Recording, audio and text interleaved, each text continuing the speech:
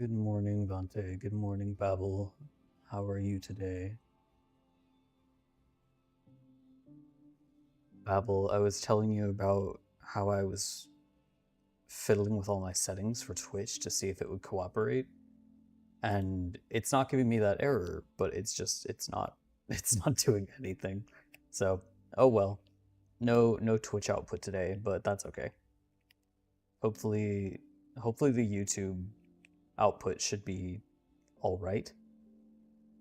I fiddled with the settings, so if you notice it looks completely different or anything, just let me know.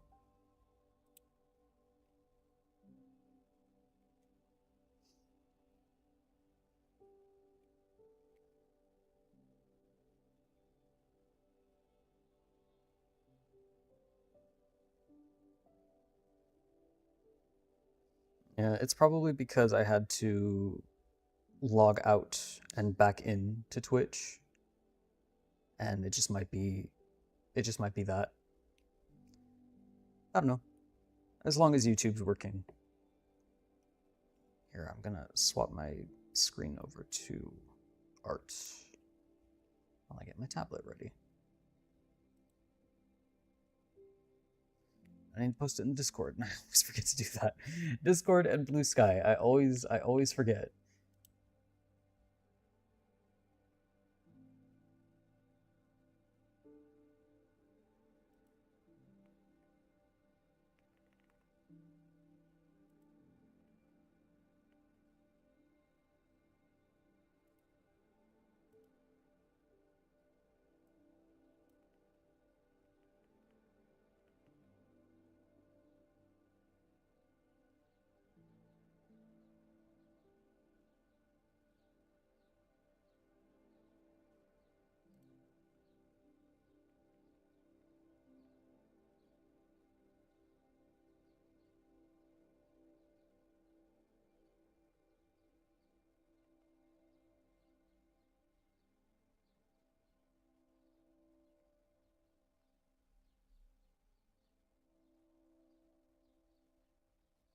Yeah, no Twitch today, unfortunately, but that's all right.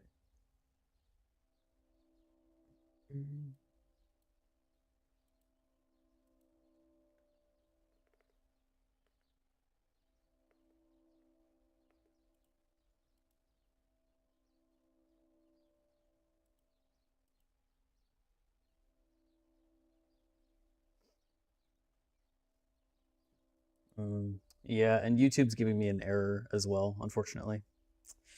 That's annoying. I'll have to see if I can fix that before I get too far into drawing.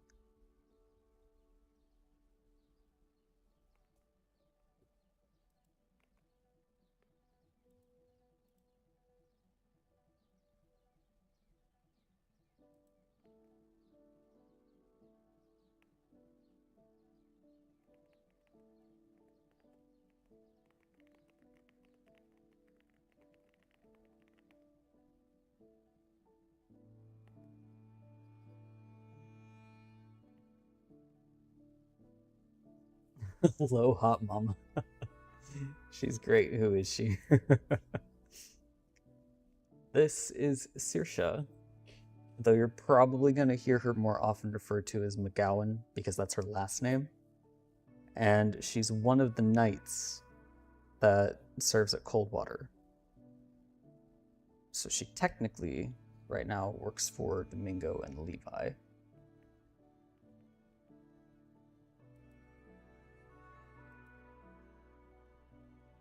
Let's see if I can fix my stream outputs really quick.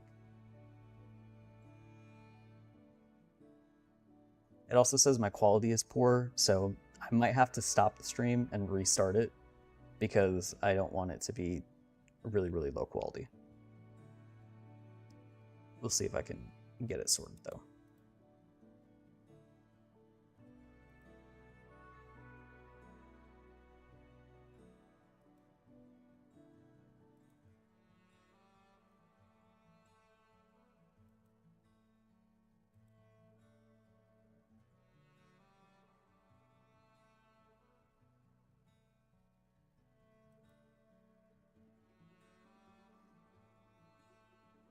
Does it look all right?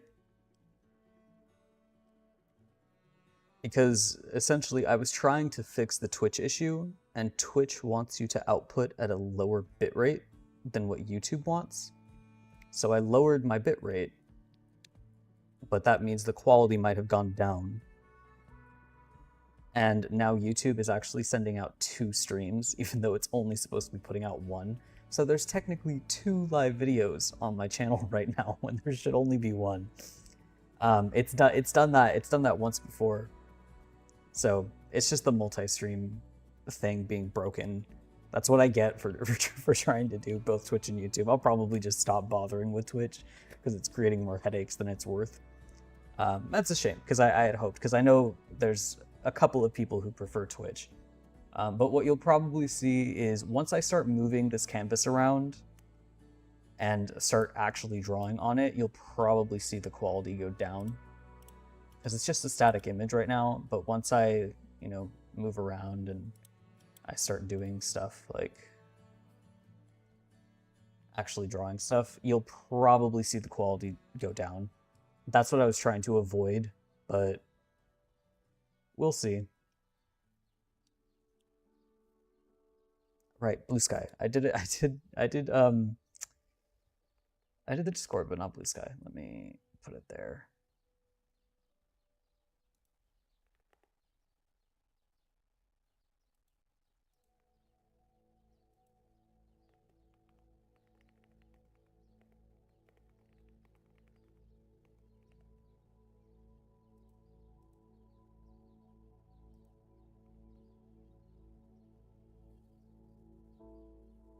Wow, may I apply to be one of the knights in Goldwater? Yeah, so Saoirse is actually a character that was cut from Volume 1. Originally, you were going to meet her in Volume 1, but there was too much going on already, so I decided that she would have to wait. So now she gets to pop up in Volume 2. How exciting.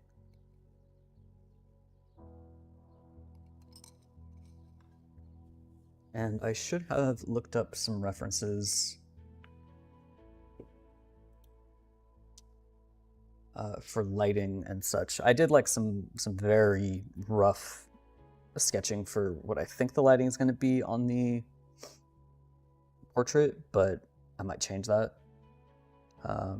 But pick a sketch. I can work on either the portrait or the half body. Pick one, and I will work on that one first. What I'd like to do is color one or the other. I'm not sure which one, but I'd like to do at least one of them in color.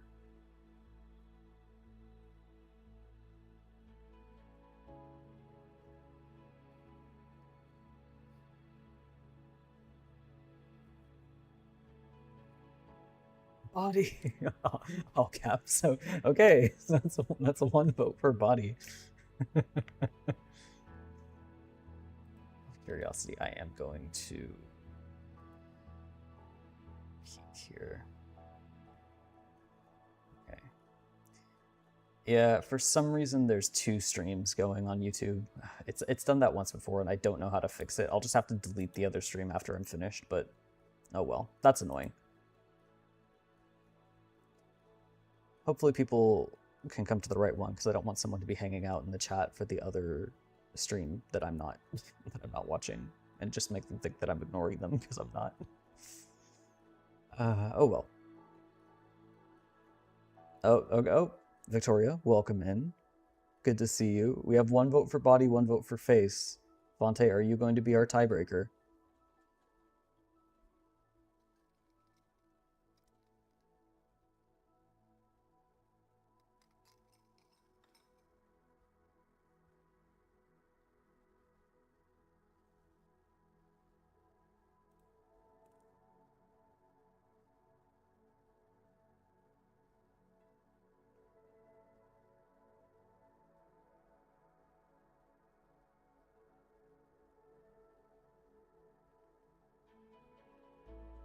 What I should have done is also get her color palette pulled up.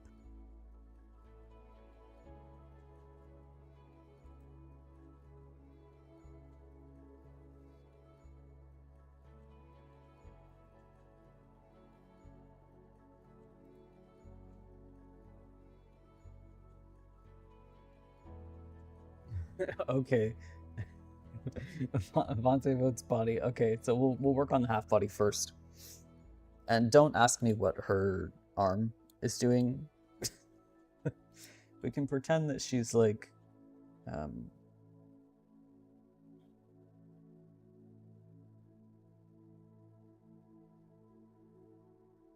she's holding a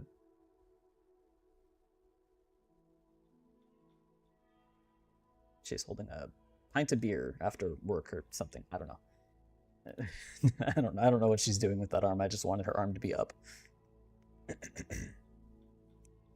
All right.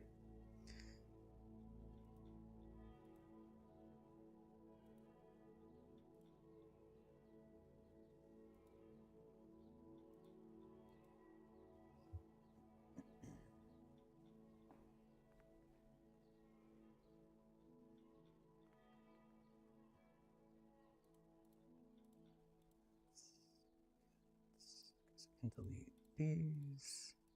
Delete those. This should just be the color. Okay, yeah. So let's take a look. Also, her hair, you can't really tell in the half body. You can see it more in the portrait. But I didn't sketch in a whole lot of it. But her hair is pretty long.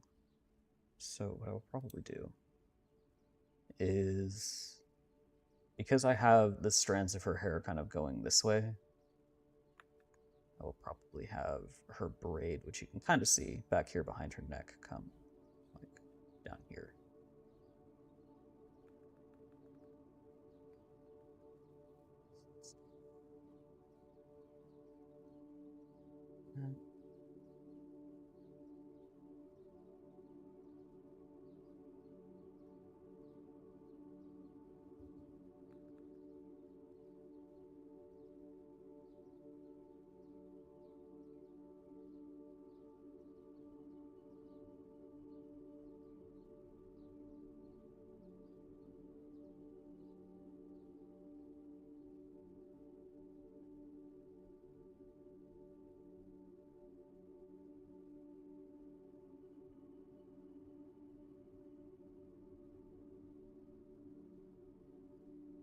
There we go. Something like that.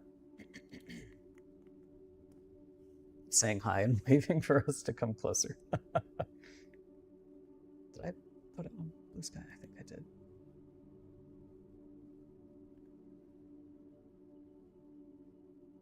Yes, I did. Okay, excellent. Alrighty.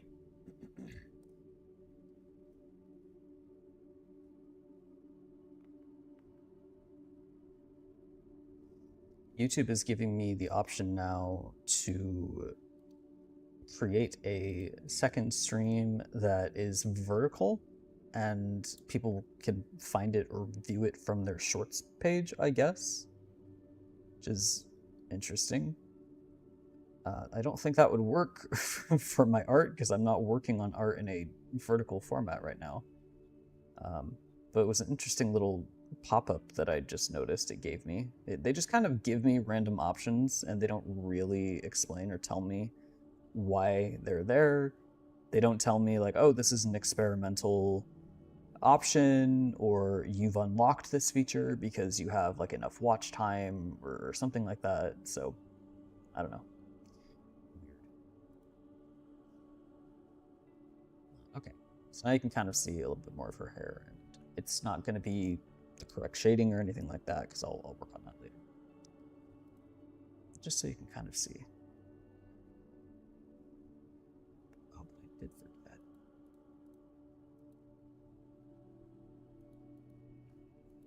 So that's why.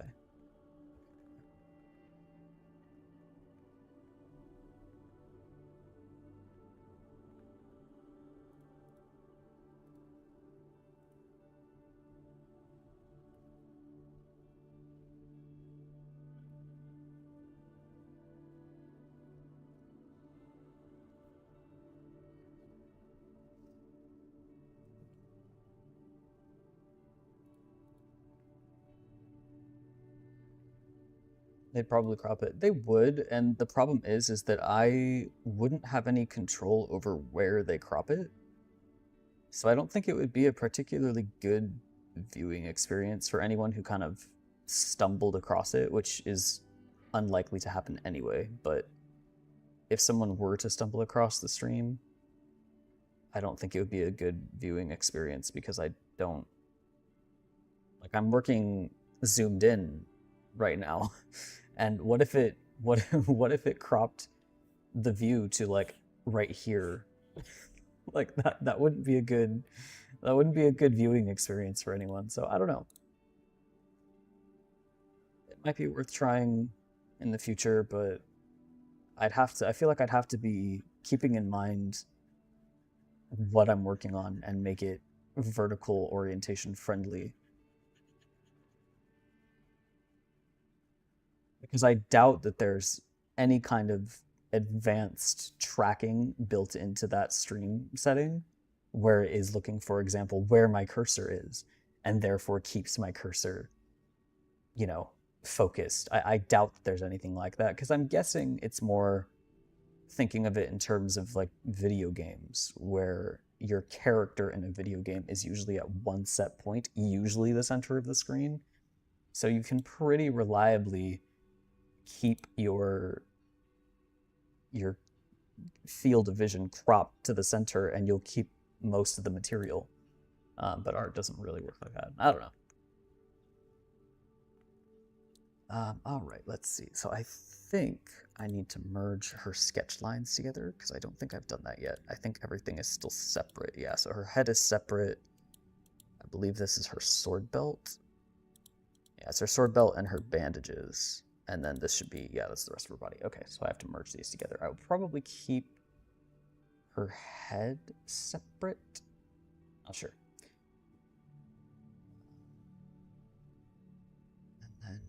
And I didn't sketch in any scars, but I think you would be able to see them.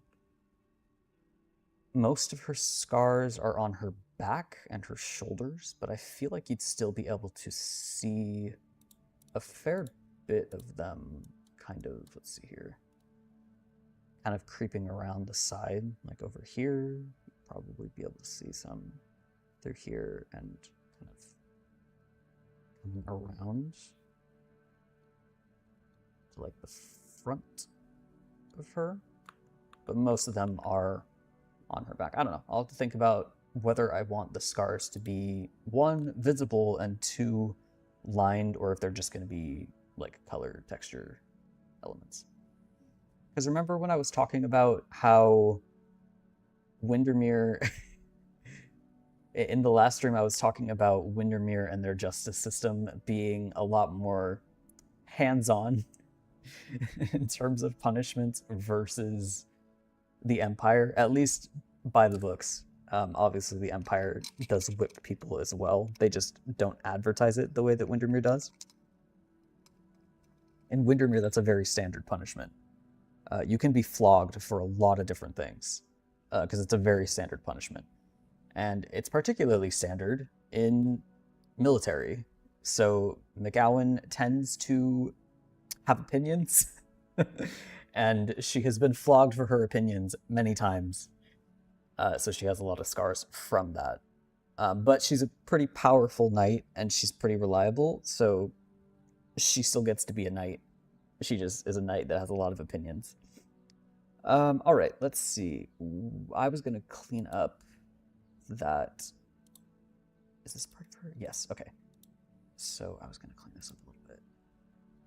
Just for my own sake. Because the belt obviously goes in front of the trousers.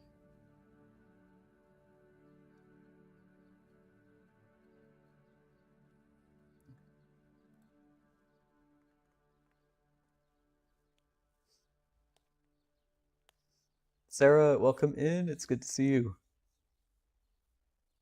Who is she? This is Saoirse, though you're probably going to hear her referred to more by her last name, which is McGowan.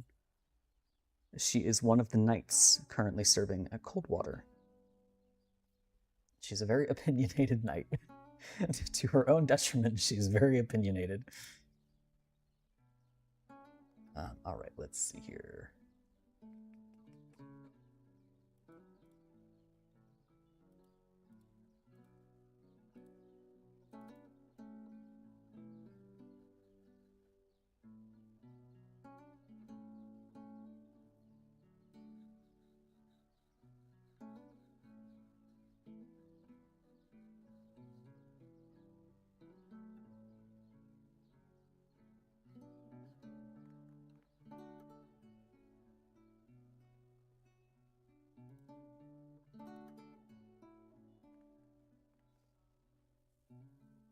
Does she sometimes inflict the punishments? No, she is not ranked that high, first of all.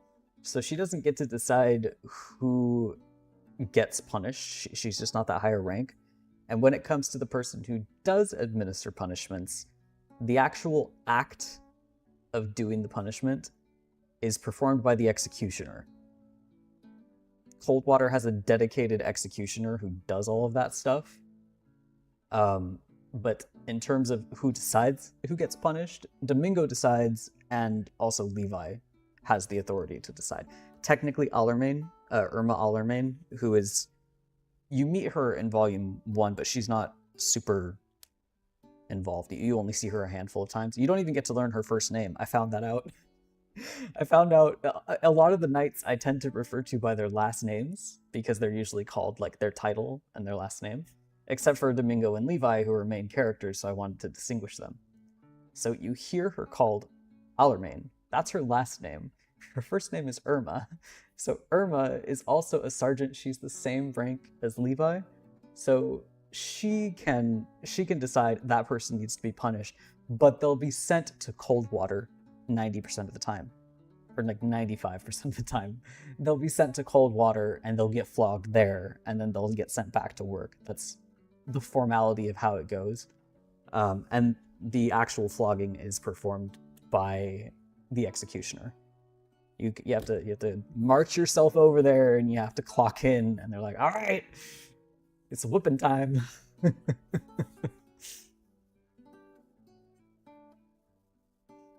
So she's working for Domingo, and she knows Levi, and she knows about the hunters. She definitely knows about the hunters. She is a Windermere local.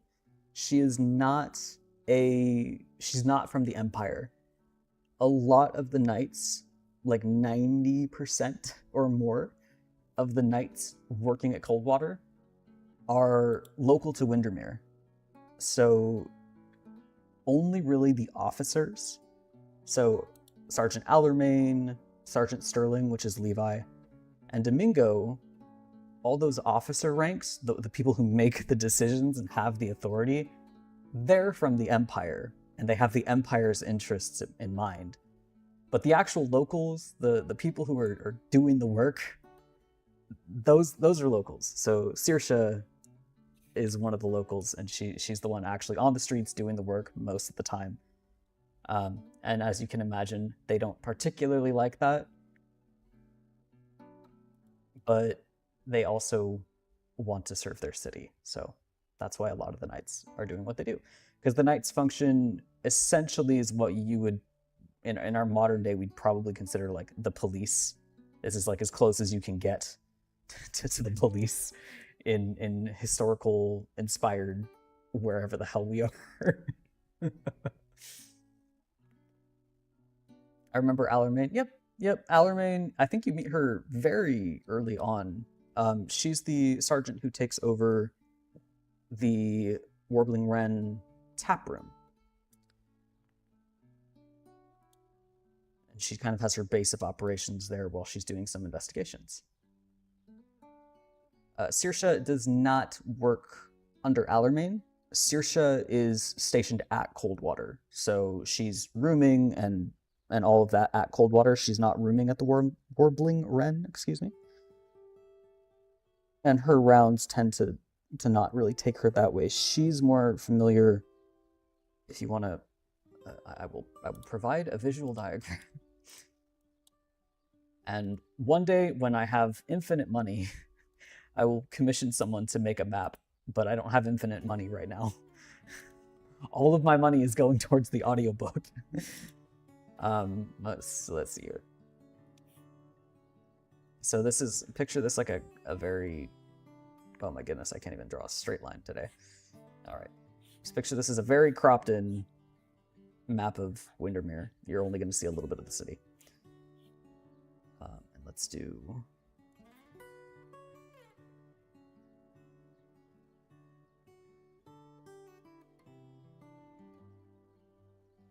So there's your compass to kind of get your bearings.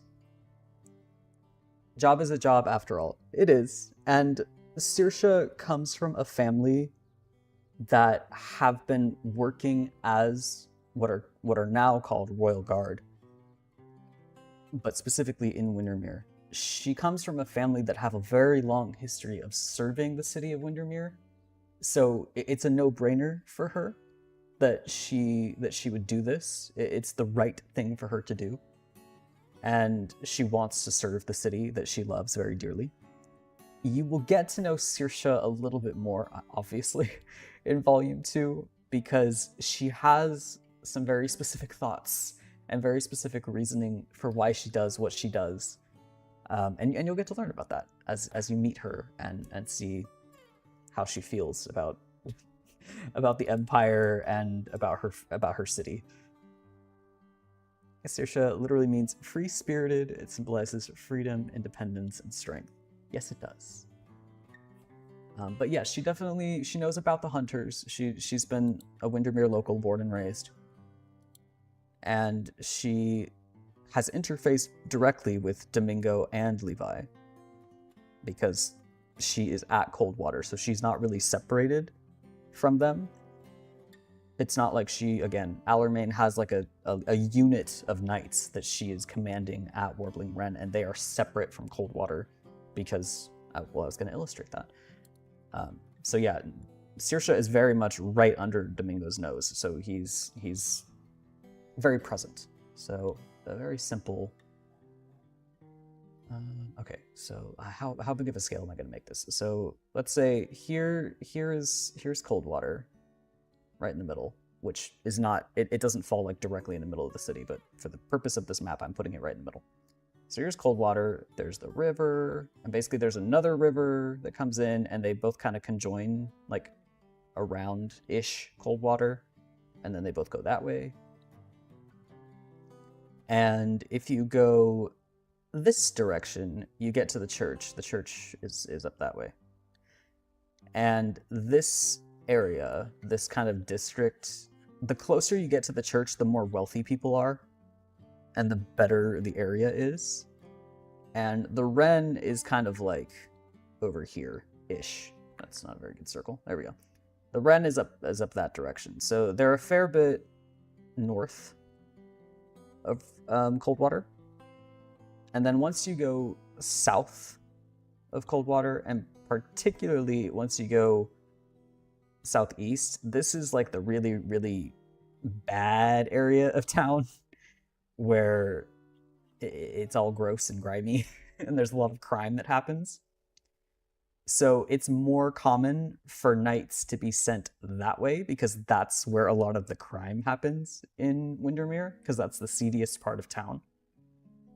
So Irma being kind of up north and having this whole unit of knights dedicated to an investigation that's going on in kind of the northern part of the city, which is considered the better part, is kind of odd. Most of Coldwater's activity is going to be in the south and the east because that's, again, the bad parts of town where there's a lot more crime. Also, the port for the city, that's a little boat. The port for the city, because the ocean is that way. The port for this city is to the east, and again, that's where you have a lot more crime because that's where a lot of travel is happening. That's where a lot of goods are coming in. Some goods also come in through the train line, which kind of runs this way and like circles the city and keeps going north. But not as much comes in from the. God, can I draw like a little? I don't know how to draw a train off the top of my head. That's a train, okay? So not as much comes through the train line as comes through the shipping lines because there's just so much more volume.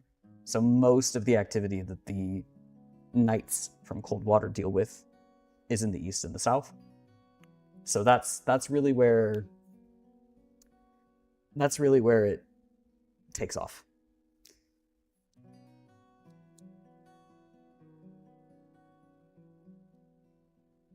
Has Adriel started recording by now? Who is Adriel? The Immolation audiobook narrator. Yes, so he actually just sent me an email and I need to check it. Basically, there's one more character voice that I want to kind of nail down. And once I have that decided, he sent me, I'm actually just going to look at the email right now.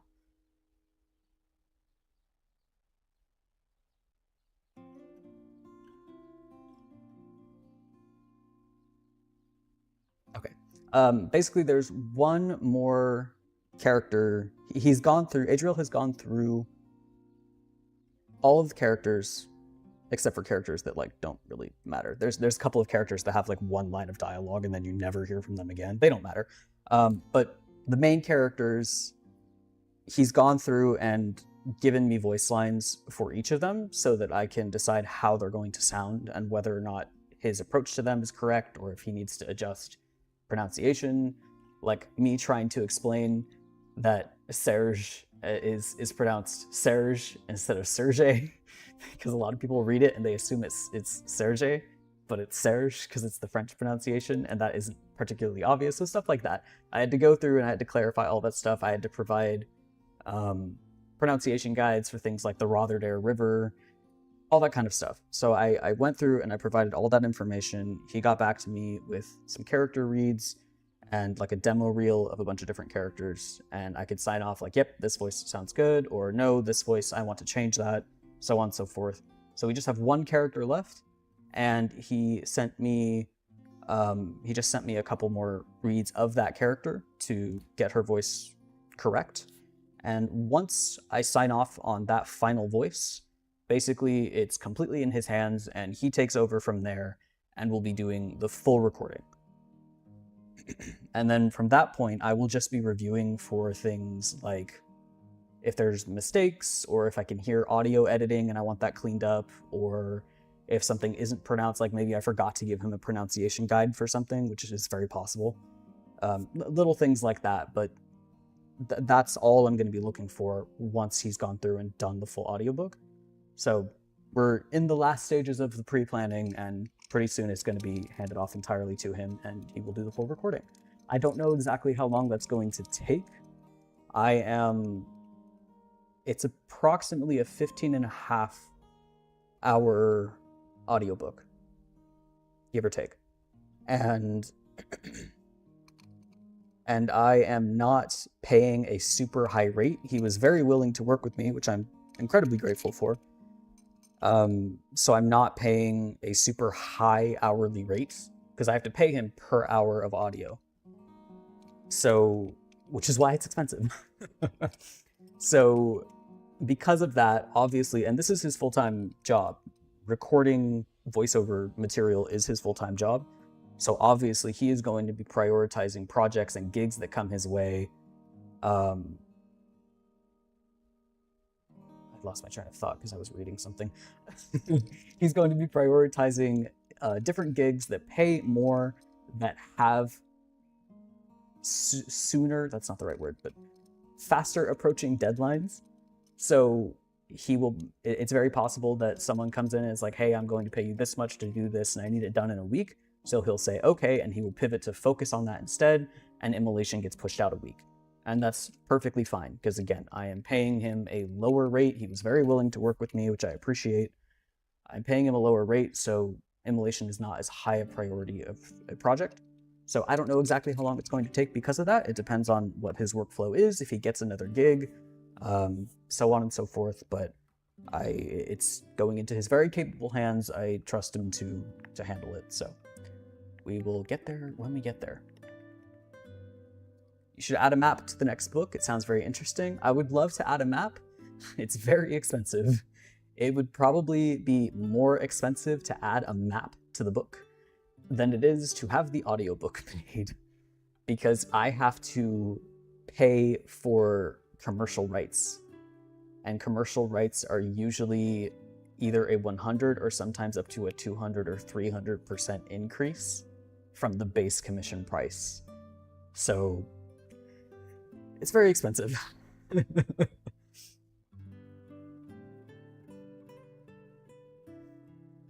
You literally have the whole Windermere mapped out in your head by now. Yes, I do. I not only have Windermere, but I have like basically the whole province more or less mapped out. Let's see if I can. I'll give you guys a very quick and dirty example. because I have drawn, and I can't pull up the one that I've drawn, which is just a little sketch for me to keep my bearings. I can't show you that one because that has notes on it that are spoilers, so you guys don't get to look at that one.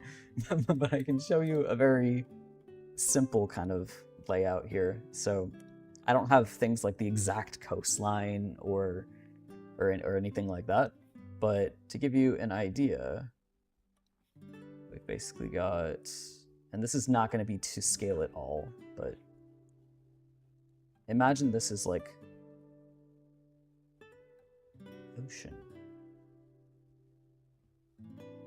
And when and again, this is not to scale, so it's not, Windermere is not close to the ocean. It takes weeks and weeks to get to the ocean. I think I quoted it as something like two weeks or something in the book. I don't know, whatever. But basically, there's two rivers. So there's two rivers. One kind of comes from a northerly direction, one comes from a westerly direction, and they converge into one big river that goes all the way out to the ocean. And that's where Windermere is. So if you look at this and then let's do this.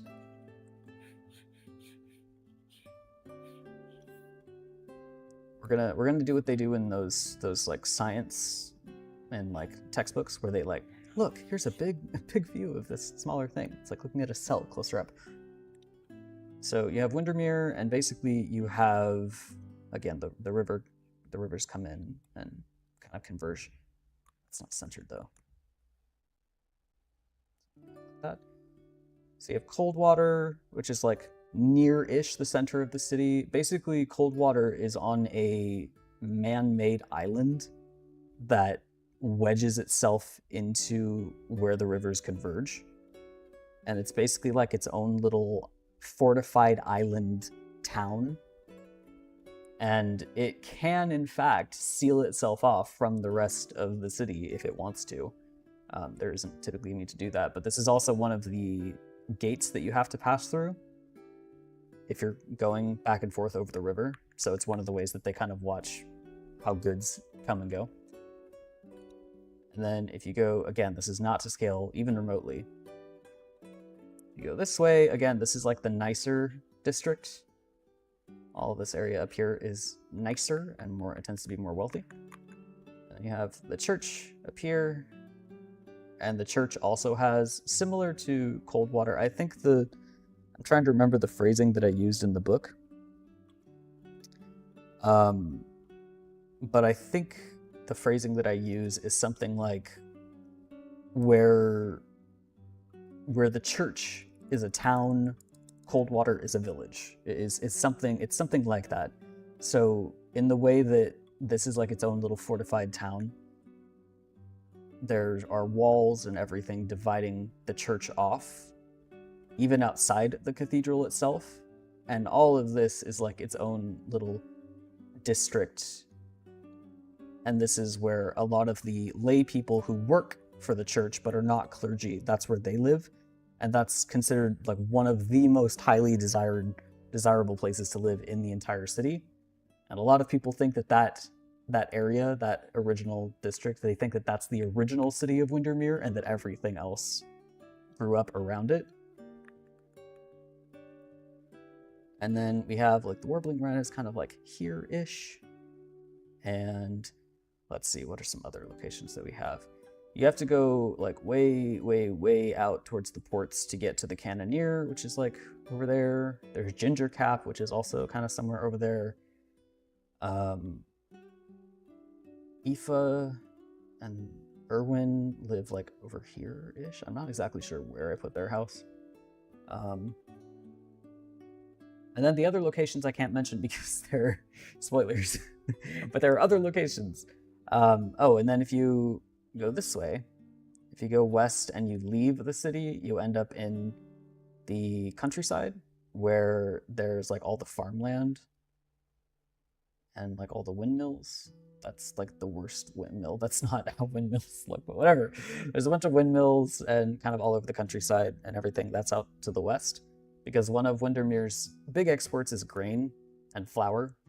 So They have all this farmland out to the west, and most of that gets shipped out to the sea from the port.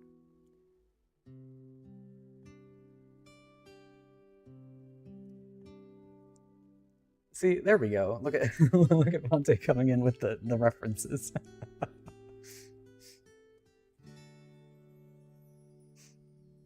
Yeah, so let's see. One could board a ship at Windermere and sail east. And yep, and meet the ocean in just a few weeks.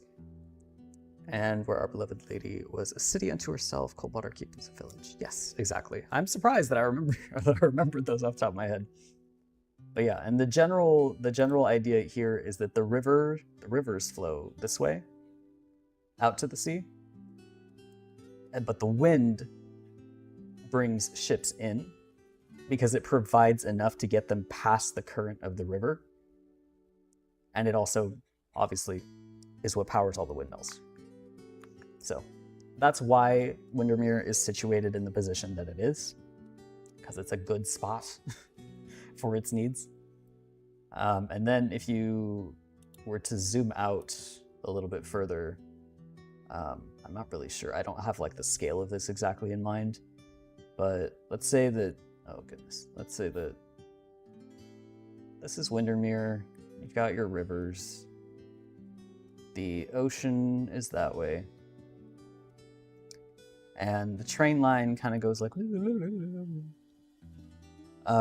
then if you come down this way, and this is mentioned in Volume 1, but just kind of in passing, basically there's a little hamlet called Melly that you pass by, and that's, again, south of Windermere. And then if you keep going south, there's a bigger town. It's not a city, but it's a bigger hamlet than Melly, but it's nowhere near the size of Windermere. Windermere is this big behemoth of a city.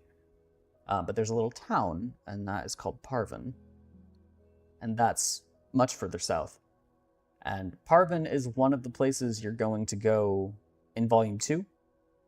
It's mentioned in Volume 1 because that's where Cyril and Sybil were when they were on the train going home to Windermere in Chapter 1. That's why they were away. They were down in Parvin. So you're going to get to go back to Parvin. Well, for the first time. You guys get to go to Parvin for the first time. But Cyril and Sybil are going to go back to Parvin because they have work that they're working on. They have things that they're doing. And then if you go north, you get to Bishop's Bride, which has been quote-unquote renamed to Silver Hill. The Empire renamed it. Nobody calls it that because nobody who's a local likes calling it that. But you have to go pretty far north, and then that will get you up to Bishop's Bride. And Bishop's Bride is basically an abandoned... It used to be the capital city of this province, but now Windermere is the capital city. So it's an abandoned city, and when I say abandoned, it's not like a recently abandoned city. It's been abandoned for a very, very long time. Something like several thousand years level of abandonment. It was abandoned a long time ago. But it's still called Bishop's Bride, even though the Empire tried to rename it. But that's where the penal colony is that Yosef administrates. And that colony is called Silver Hill. They've tried to rename it, but everyone just still calls it Bishop's Bride. And depending on if you... I think either if you're a patron or if you have seen... I think I posted... Well, actually, now I'm curious. I think I put it on Instagram. Let me see.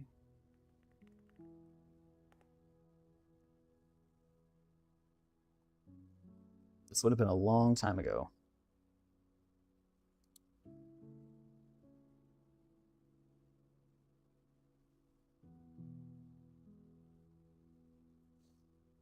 Let's see.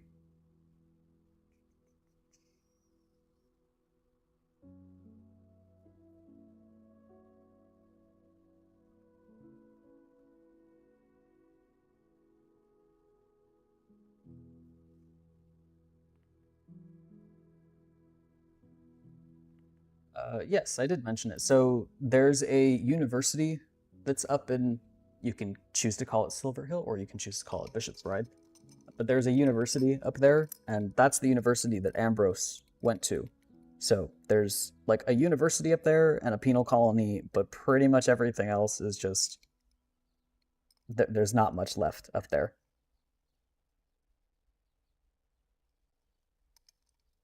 I think drawing the whole province is by far the coolest and nerdiest thing you've done on stream. Uh, you're using the term drawing very generously there, Fonte. Scribbling I would not call a real drawing. But there's vampires. There are vampires throughout the entire province of... The province itself is called Vizimund. Windermere is the capital city of Vizimund. The entire province of Vizimund is now under the control of the Empire. The entire province has been annexed. They've been annexed for approximately 300 years, give or take. There are vampires everywhere in Vizimund, but they really tend to mostly pop up in Windermere. But they're definitely out in the countryside. That's part of why living out in the countryside is so dangerous.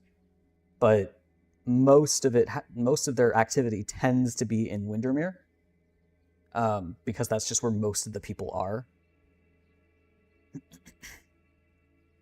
But you'll get to see a little bit more about what life is like in the countryside in Volume 2, because you're going to get to meet some of the hunters and clerics who don't live and work at the big cathedral. They live and work at smaller churches that are out in the countryside, trying to serve the people who still live out there and keep them safe. The rate of vampire attacks and activity outside of Windermere is lower, but the attacks don't happen as frequently, but when they do happen, they are much more brutal. So there's a give and take there. But yes, there are still vampires, and there are still vampires up in Bishop's Bride. There are hunters up that way as well, because anywhere there's a church, there's going to be a hunter. Because hunters, aside from doing their hunting, are charged with protecting the clerics. That's like one of their other primary things that they have to do. They're essentially bodyguards and escorts for the clerics, because the clerics are pacifists. So the clerics don't fight. Technically, they don't. I'm sure if you push Benjamin far enough, he'd pop you in the mouth, but you'd feel really bad about it. And I know for a fact Sergey, see, even I do it. I know for a fact Serge would pop you in the mouth. We know that one for a fact.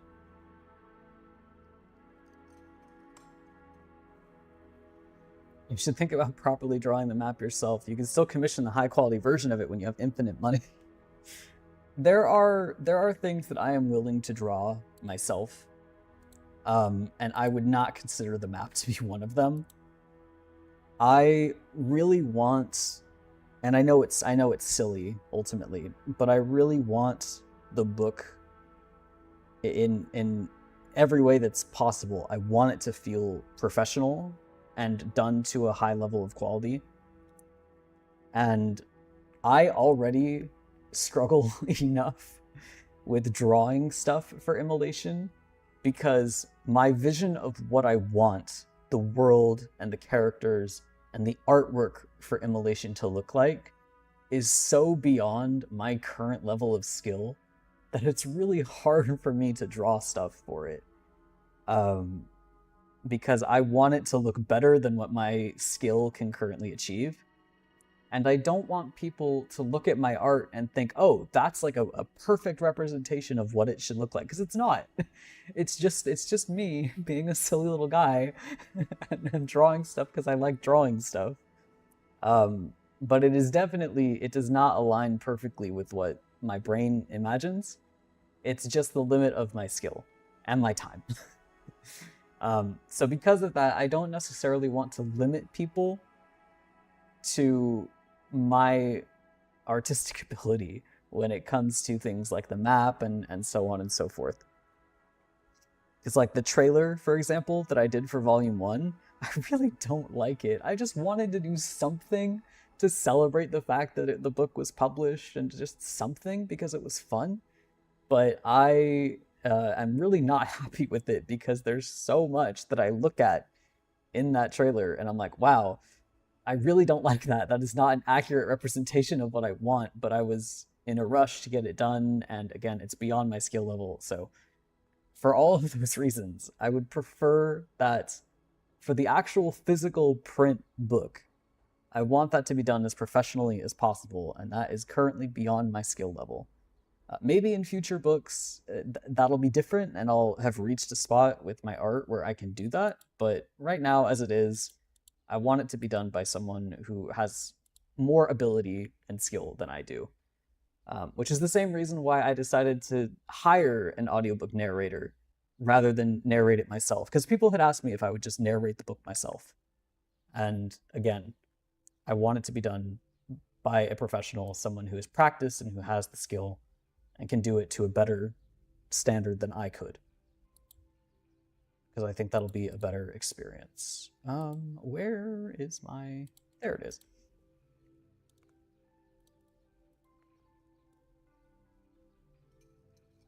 But I like your maps. Well, thank you. I'm glad you like them. Dia, what do I have to avoid in America? You mean if you're traveling to America, like, for a holiday? Because the first thing I'm thinking of is, like, be wary of the paid parking. Parking's really expensive.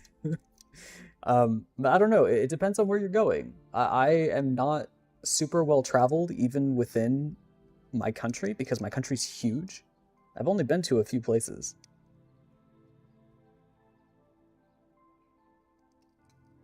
You're being an idealistic perfectionist again. I know, but it's in my blood.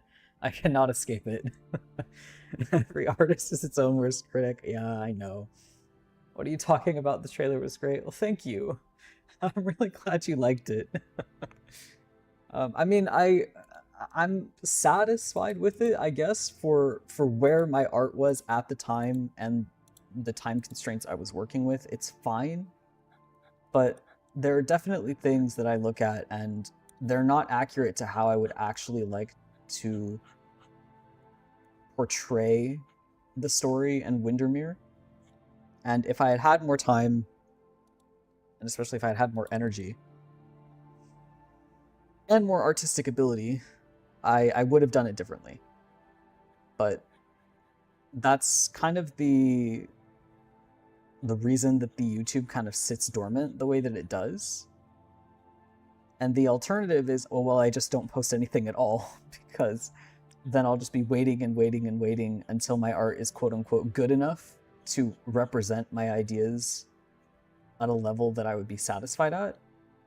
And that's not what I want to do. I don't want the YouTube to languish while I slowly work on getting my art better.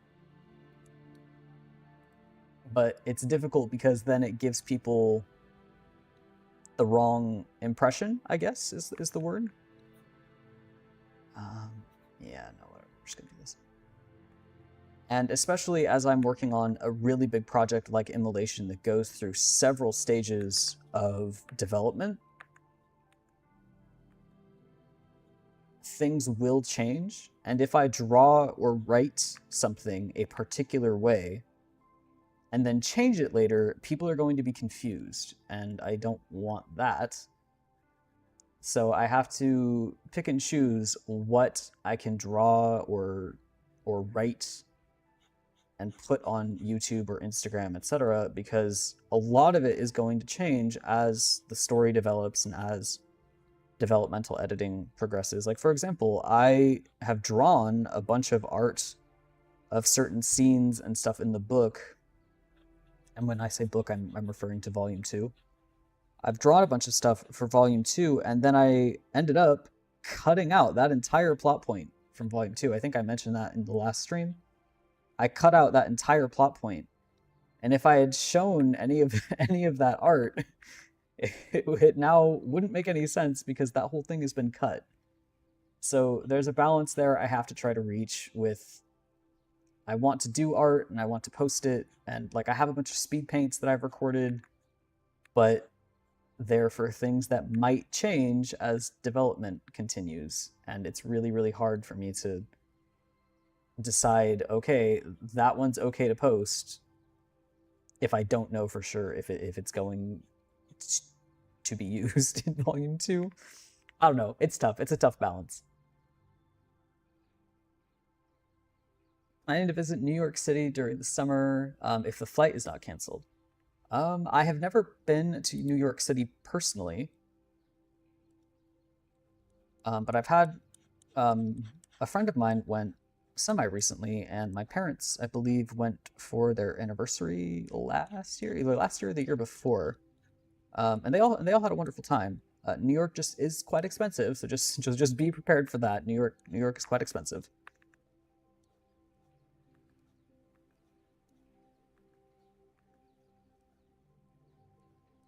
But one of the big things about New York is there's a lot of good food to choose from.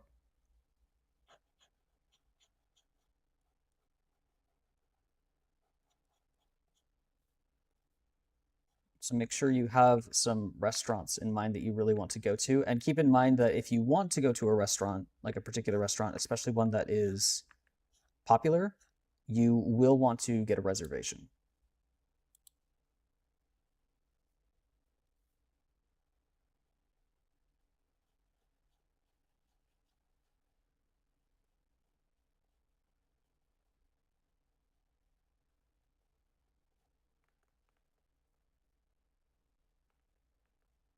Did my music stop? I think my music stopped.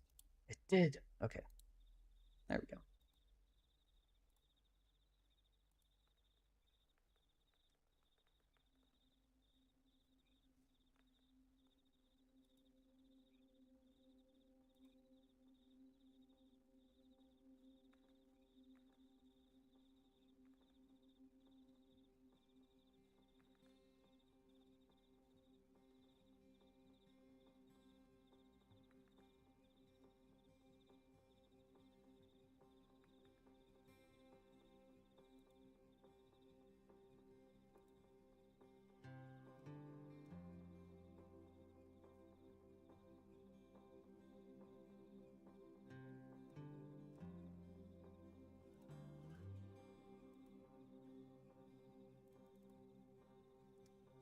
Did I make her shirt layer part of her body, or is that a different? It is part of her body. Okay.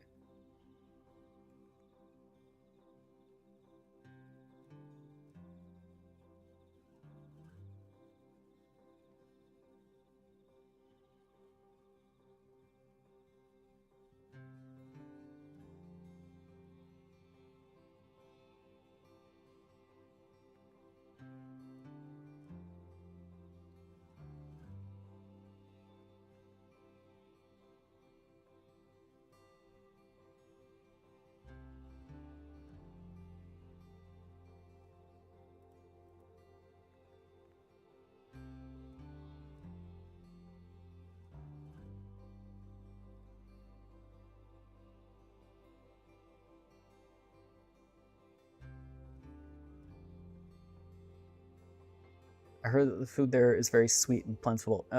In America, you will find a lot of food is just very sweet. There's sugar in everything, absolutely everything. So if you're coming from abroad, that might surprise you. Pretty much everything is going to be incredibly sweet, especially if you get something like a sweet tea or like an iced tea. Be prepared for that to have a lot of sugar potentially compared to something that you're used to. If you're not someone who drinks soft drinks, they're also going to be absolutely jacked with sugar.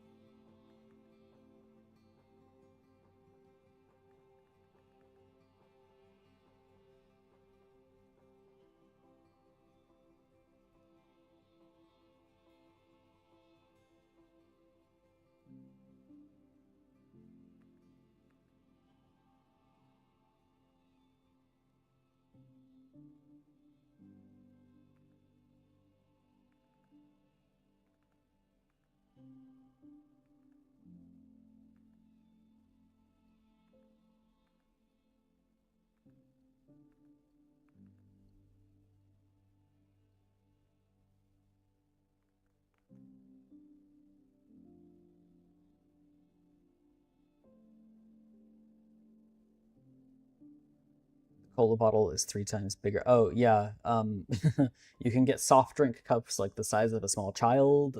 Yeah, the portions in America are also probably going to be a lot bigger, depending on what kind of restaurant you go to. But for example, if you go to like a family restaurant or a diner or something like that, you're probably going to get a lot more food than you're expecting.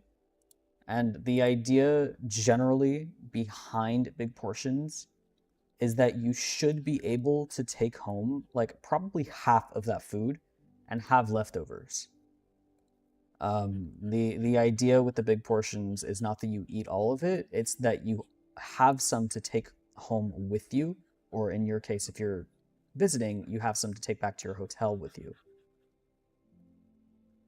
So if you're at an American restaurant, it's very normal and expected to ask for takeout boxes when you're finished with your meal. Sometimes your server will ask if you want boxes.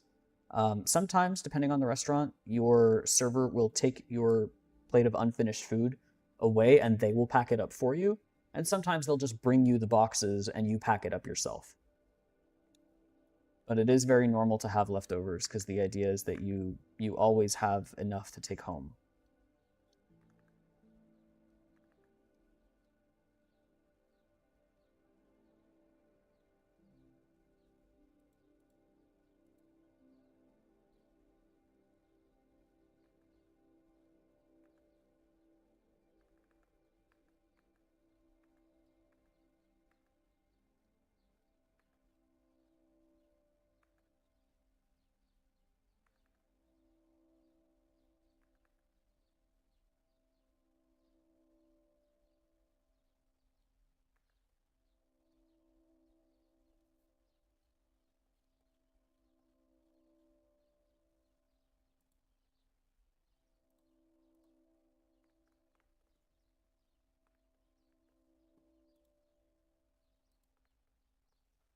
Your music choices always bring such a cozy mood to streams. I'm glad you like it. I like this particular playlist. This is another one by Blue Turtle, which is No AI, which we love in this household.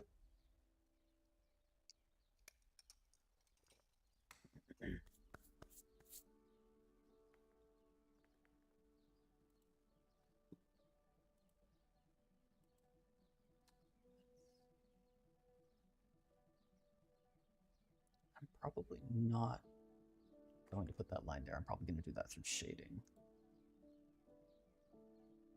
You can tell that I really wasn't sure where I wanted this muscle to go. Let's see. I'll start by cleaning up the arm. That's going to be easiest.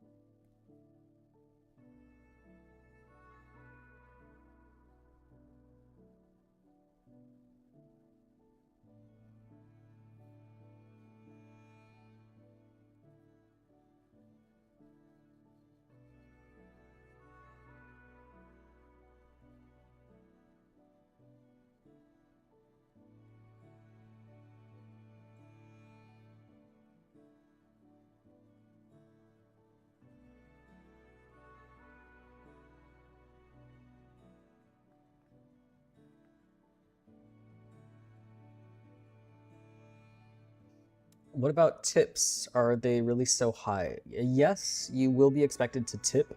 Usually a tip is approximately 15%, so you will want to budget accordingly for that. You're more expected to leave tips when you go to like a sit-down restaurant versus if you go to like a coffee shop, then they have like a tip jar where you can leave cash if you have it. But yeah, like a sit-down restaurant, yes, you are expected to tip.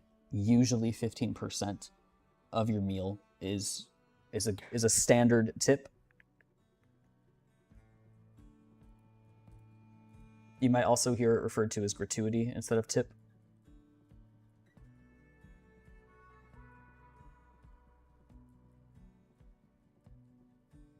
I think that's just the underside that I'm seeing. Yes, it is. Okay.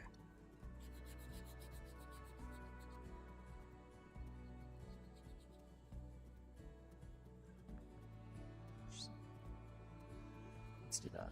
Nope, that's not the right color. Are you doing this again? There we go.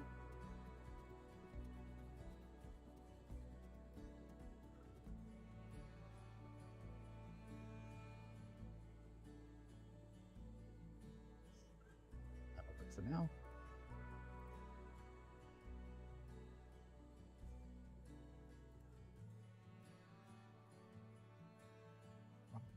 Yeah, that's too high. Let's...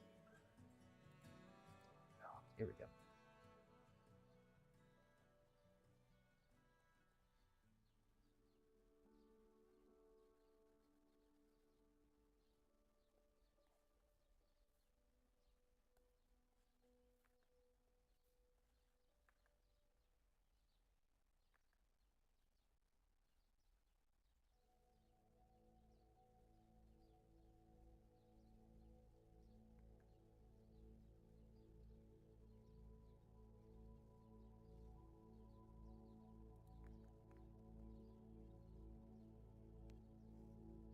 Usually we never get such portions. Getting to take home leftovers is a W. Yeah, it's usually really nice to get to take home leftovers. I haven't been out to eat anywhere in quite a long time. But yeah, usually I will have a good half of my meal, if not more, usually left over. There's a place that's local to me that I like to go for breakfast or brunch every now and then. And I always get a particular breakfast skillet when I go there. And usually that skillet I take, like at minimum, I take about half of that home. So that's also very normal. If you're going to like a specialty restaurant or something like that, then yeah, you're probably going to have a smaller portion. But especially any kind of family style diner or something like that, you're definitely going to get a big portion and you're going to be able to take that home.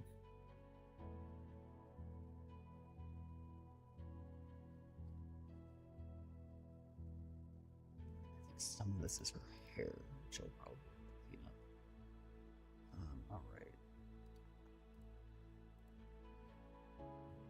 I think this... Okay, yes, that is her body.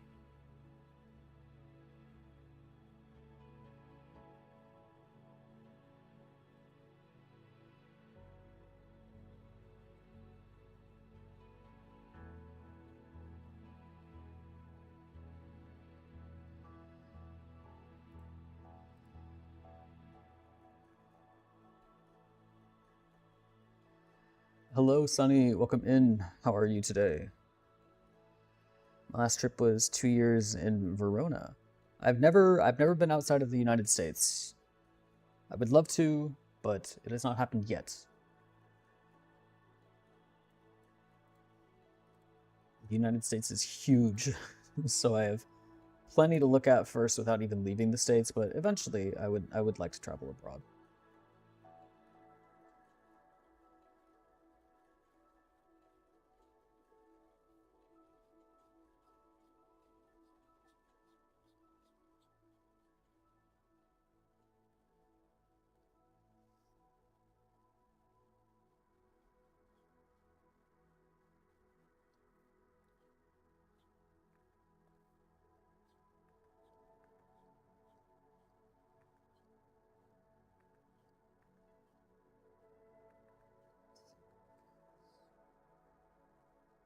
Yeah, so that's the apartment she has lifted.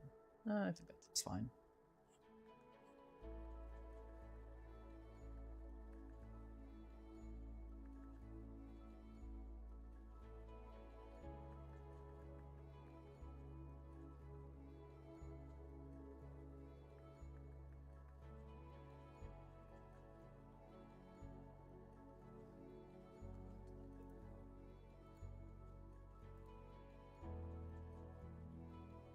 I'm just going to do the outline for now. I'm not going to worry about the extra wrinkles. For sure, I'll do that later. Because most of that will be shading rather than line work.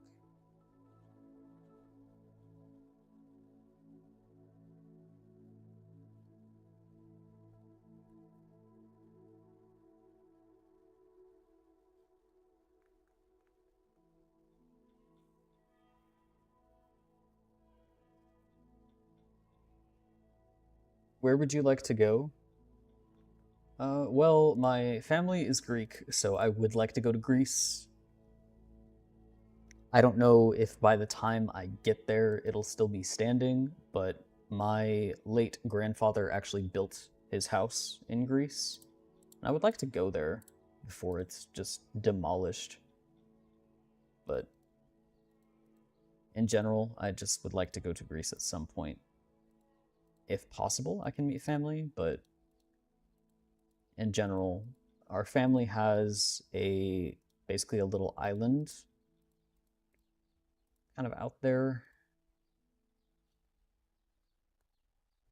I would like to go there and see some of the houses.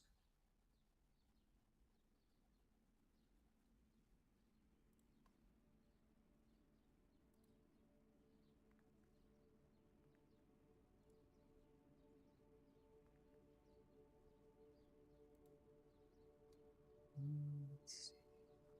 I think I'll, well, I'll work on getting the torso sorted, and I'll worry about the wrinkles in the shirt later.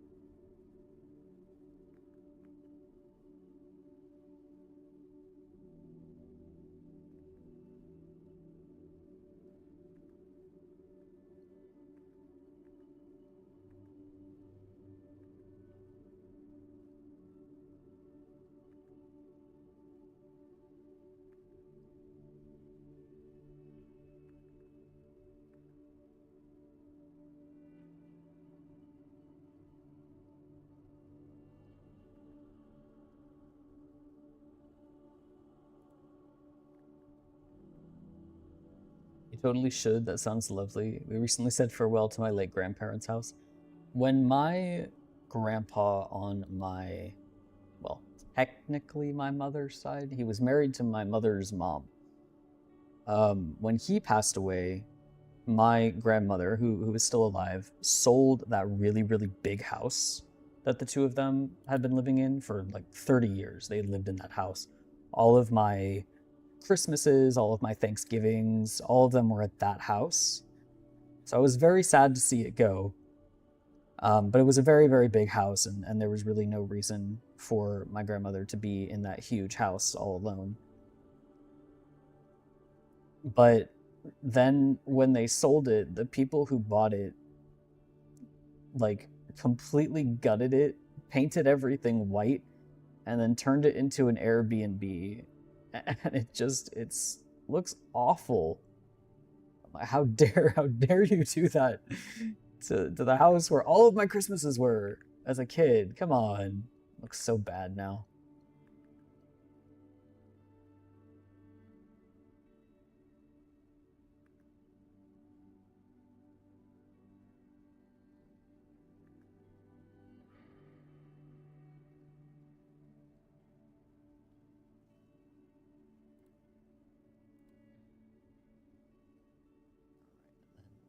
This is all her trousers, which I will probably actually end up putting on a different layer.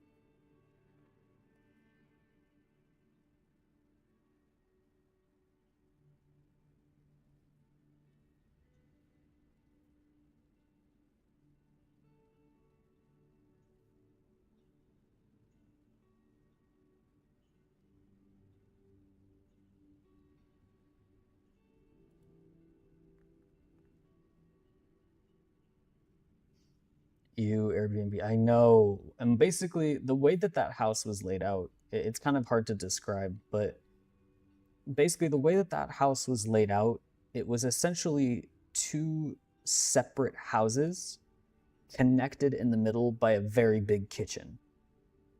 So, what these people who turned it into an Airbnb did is they split it into two houses and then shoved a wall into the middle of the kitchen and made two smaller kitchens so they could rent it out to twice as many people. Oh boy. And yeah, they painted everything white and made it really sterile, and they made it look like a hospital. And I'm just like, wow, congratulations, you ruined it.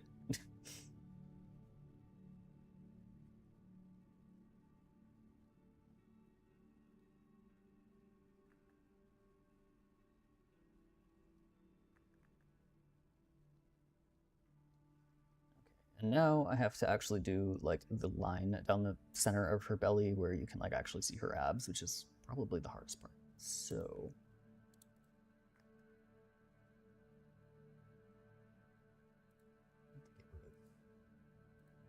YouTube gods, if you can hear me, I'm not drawing nudity. It's just that I need her shirt to not be here right now. I promise she's still wearing a shirt.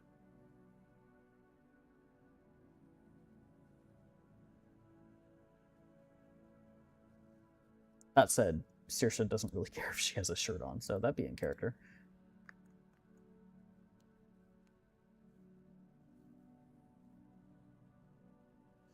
I don't like Airbnb. That company has done more damage than good in my country. Yeah, I'm a certified Airbnb hater. I don't like what they do to my grandmother's house was not a house of particular historical significance. Um, but I really don't like that Airbnb people will just come in and gut buildings and remove all character and make them these just sterile hospital-esque hostels, charge ridiculous prices, and completely screw with the housing market when that's a house that could have, like, the way that I'm thinking of it, that was the house I had all my Christmases in. And that was a house that could easily have been that for another family for another 30 years. It could have been the Christmas house for another family for who knows how long. And instead, it's just this housing market ruining hostel.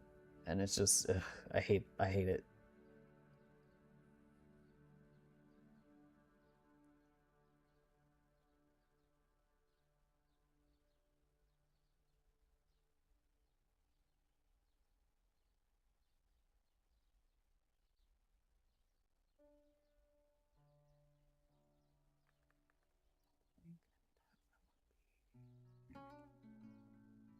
I really should be looking up a reference to do this, but I'm not going to.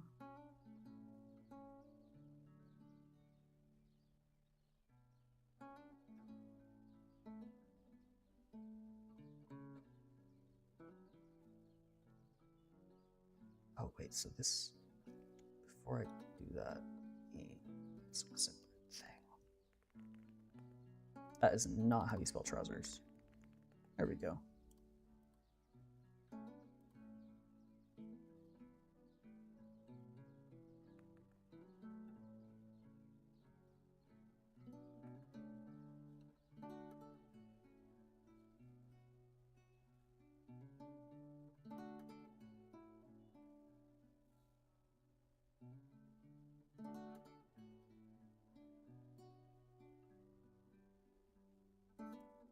Okay, I'm just gonna save that so I know where I had my trousers at. Or her trousers, not mine, hers. And then I can get rid of this.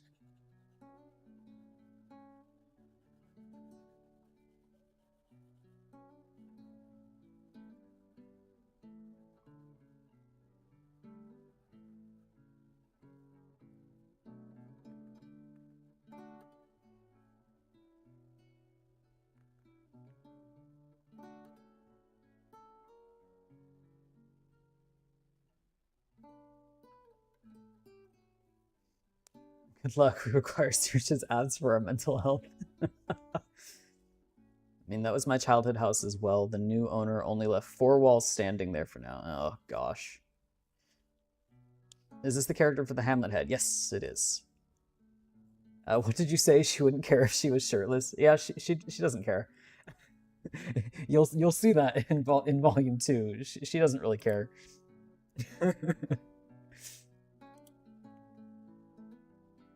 I don't have the best memories of American people. They were incredibly rude. Yeah, unfortunately. Americans tend to operate on a spectrum of they're either the most entitled, aggressive, rude people, or they are the most welcoming and friendly people you've ever met. It's just, there's no in between. It's always one or the other. And unfortunately, I don't think Americans tend to be very well... They're not very well house-trained in terms of welcoming people from other countries. Which I really wish wasn't the case, but here we are.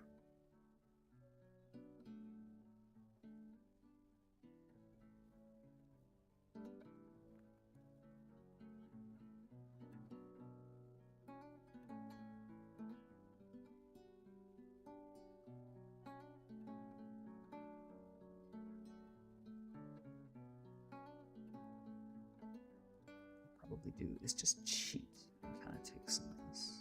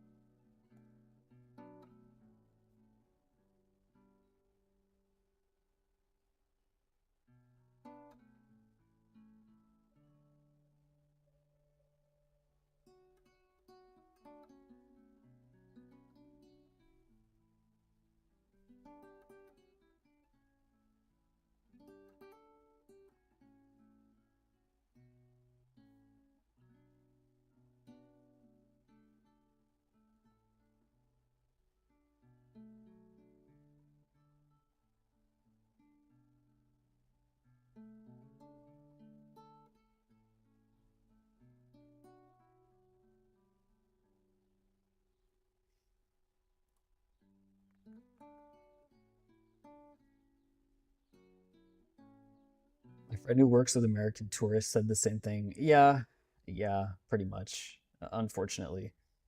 I really wish Americans were better behaved, unfortunately. It's, I don't know, in general, it's a pretty rough time to be associated with my country, unfortunately.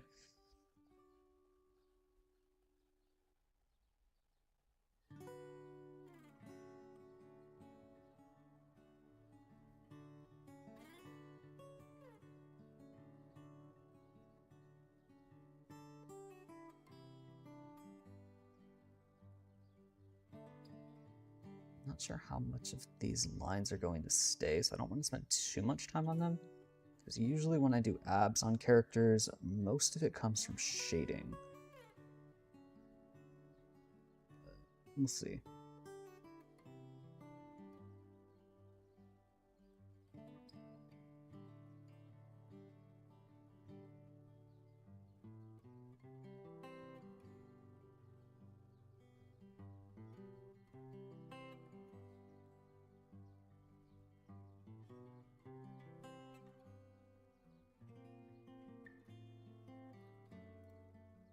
We'll see how that comes out.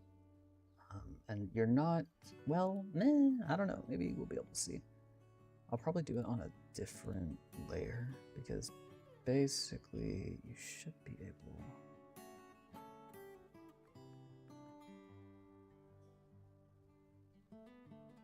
see muscle on the ribs up here. I'm not sure if you're really going to be able to see that through her shirt, because her shirt comes down to like about here, give or take. Something like that.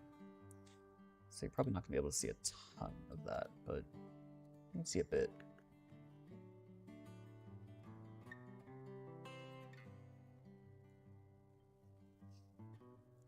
They're the only ones who can insult 3 nationalities in 2 minutes, and they did it with such ease. Yep, unfortunately, that sounds pretty textbook American.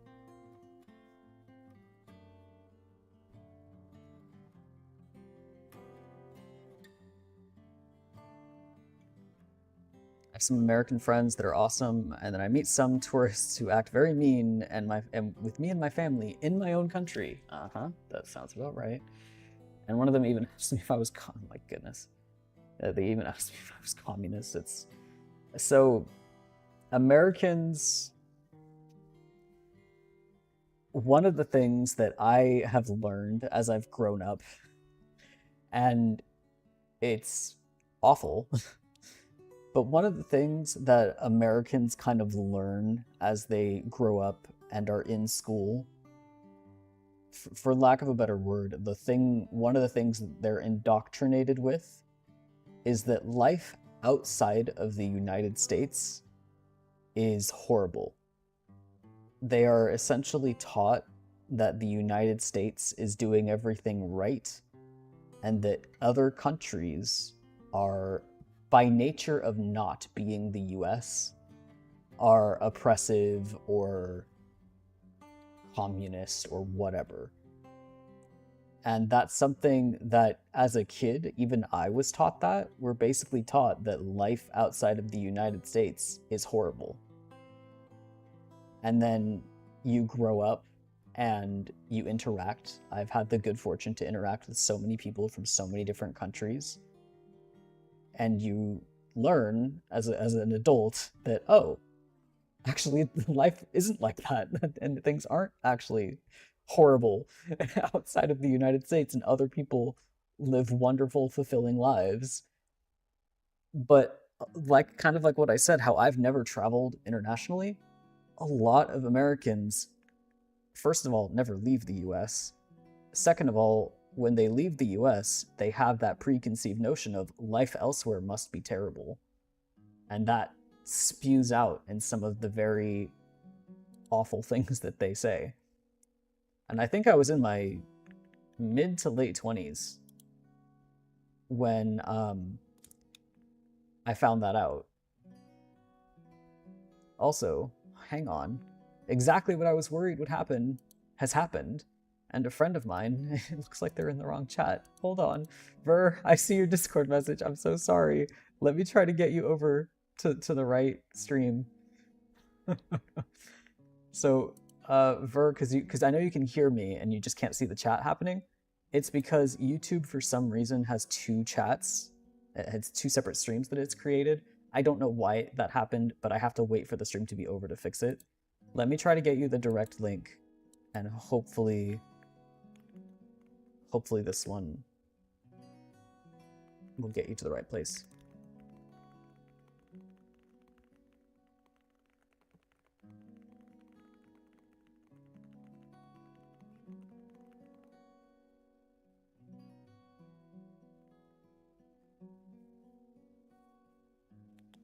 Not wrong, as someone who's in Canada and grew up and...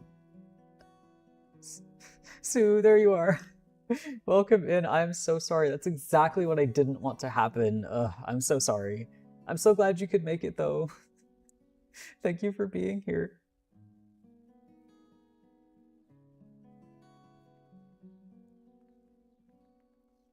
Yeah, I was trying to fix the stream settings because Twitch kept not working, and then it just broke YouTube, and Twitch didn't even work anyway. So I'm just gonna unfortunately have to give up on Twitch, which is a shame, but I don't want YouTube to break like that, so welcome in.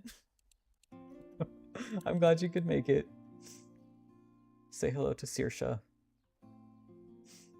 who has a mysteriously duct-taped shirt holding on for dear life. All right, let's see. I guess I can try to figure out her shirt now.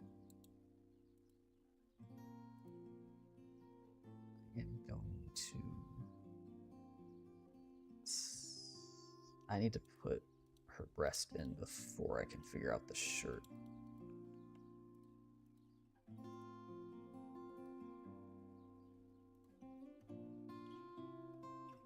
I've been here a while. I was watching from bed due to a migraine, but when talk about visiting happened, I wanted to mention tit culture. Yeah.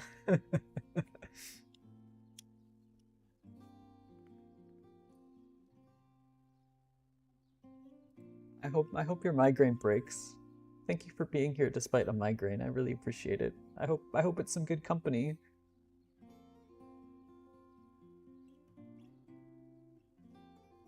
Why would their next thought be oppressing suffering people from other countries is the best move? Have you ever watched Avatar: The Last Airbender? You know how the Fire Nation is like, we're going to share our greatness with the world by clobbering everybody. That's the United States, unfortunately. And those of us who are citizens of this nation who are watching this unfold are sitting here like Prince Zuko, like, this isn't, that's not sharing greatness, that's just being a bully. Yeah, the US lately has been very poorly run, and I personally apologize. Yeah, Ver and I are sitting here like, we're so sorry. I voted. I did my part. My state went blue. I am so sorry. I did everything I could.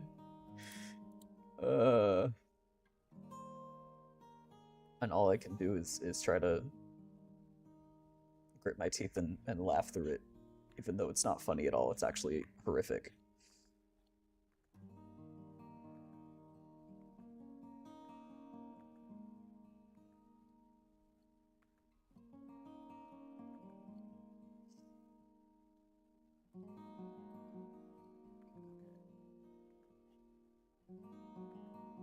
Okay, now we have her breast shape in, so I should be able to get the shirt in on top of it now that I know where that is.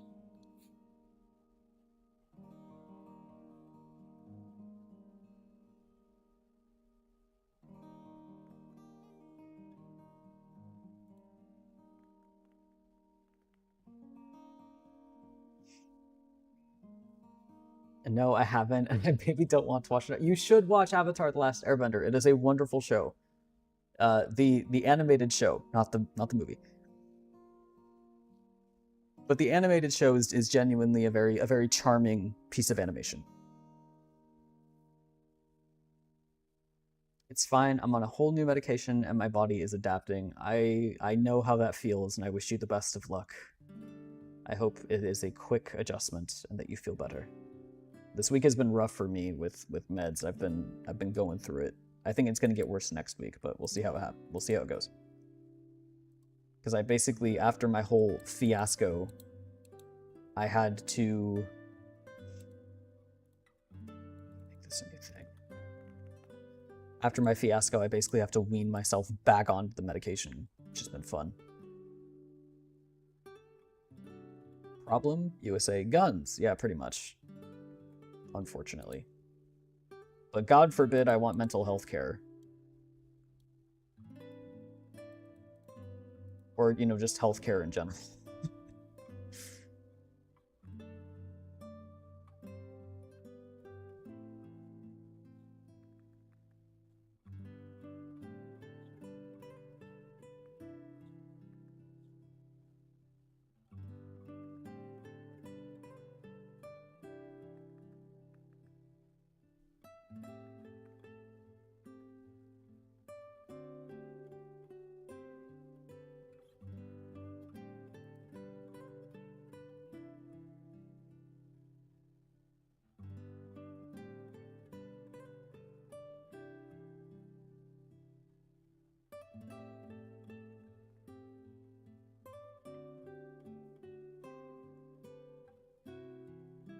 Yet a president? Oh God, no.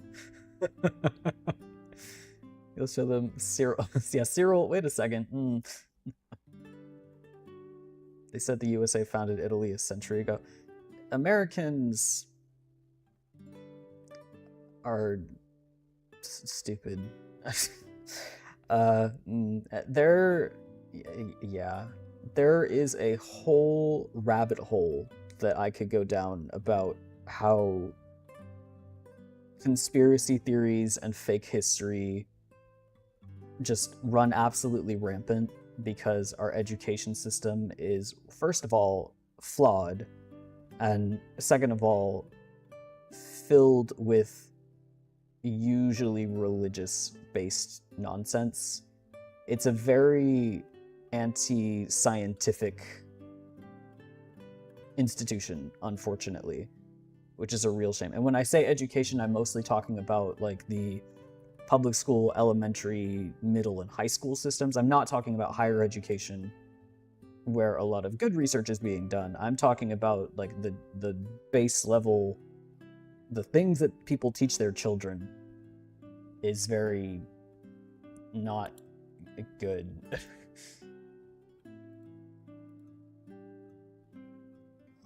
Let's see here. I think I'm just gonna sketch in some of these, and most of this I think is going to end up being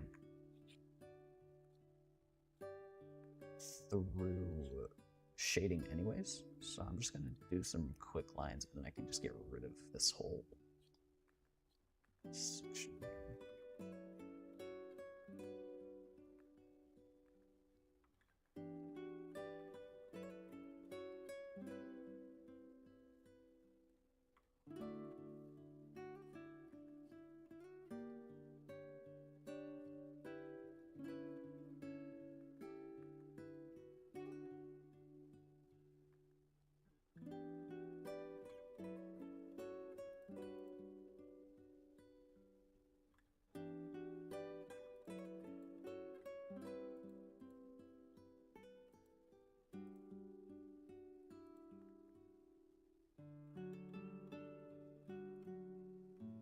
Yeah, you don't even believe in MBTI accuracy.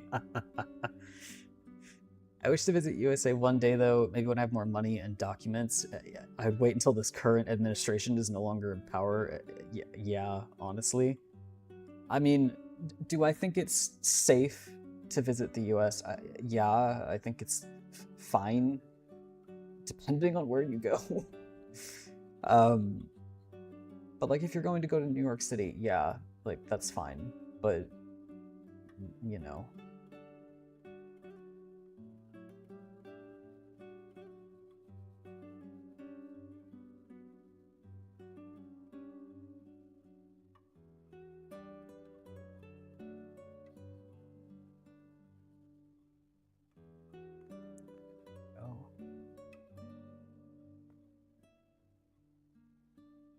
I'd love to move to my father's home country in a heartbeat if I could, but I lack money. Yeah. My state is speedrunning idiocracy hardcore. Oh god. See, yeah, I'm very fortunate to live in California, which is one of the more sane states. But even here, it's a struggle. We're really being overwhelmed. But we tend to be one of the less conservative states, generally speaking. But yeah, it's just it's rough.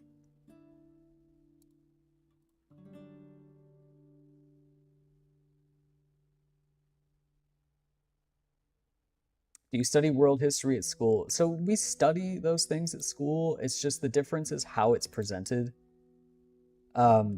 Things like, for example, when we learn about World War II, we learn about how basically America single-handedly won the war. Like, that's the lens that it's spun through to make America sound like the greatest country of all time. And then they'll do things like completely gloss over or not even mention the crimes that the US committed in South America and in Vietnam and things like that. They just won't mention those things at all. So it's stuff like that. I was going to correct something. What was I? Oh, it was over here.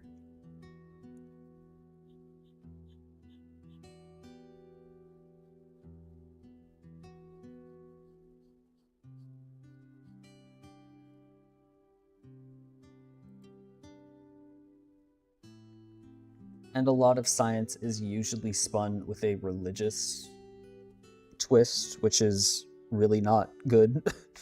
So basically, you're just told, well, God created the Earth, and then God created the United States, and that's it.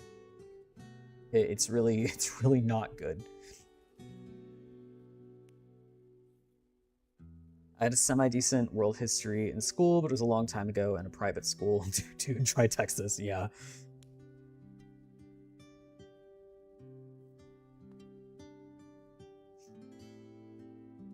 I lived in Texas briefly. Never again. Never again.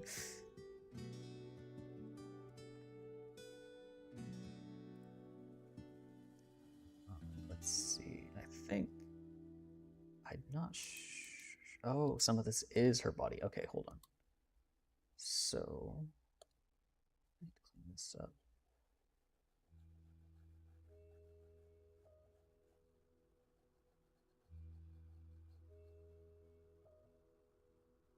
I think that's mostly her hair in there. Yes, it is. Okay, so I don't want to lose that line.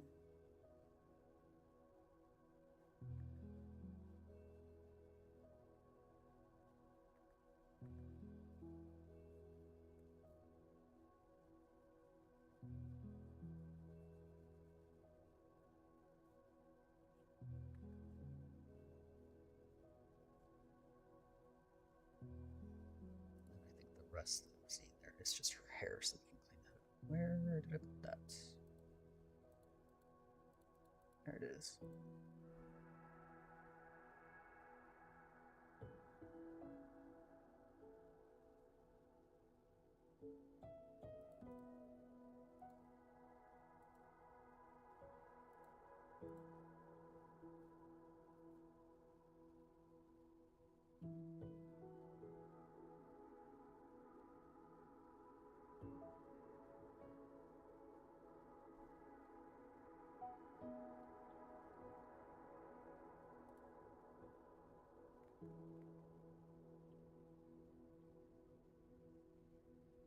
I'm trapped here, nods at the bars.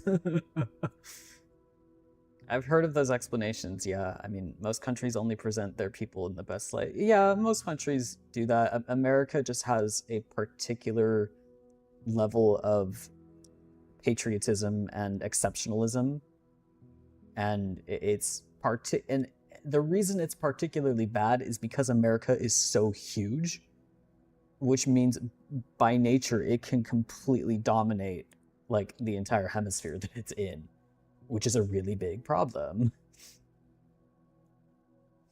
Yeah, don't even get me started on the whole. For a while, I think, gosh, what was it? I don't remember off the top of my head. I want to say it was in like the 50s or 60s, but I feel like that's wrong. Um, there was talk about like, oh, the metric system's coming, get ready to convert, and then they were just like, nah. I don't know why. It makes everything harder. Granted, I do like Fahrenheit because I think it's better for very precise measurements. I do like Fahrenheit.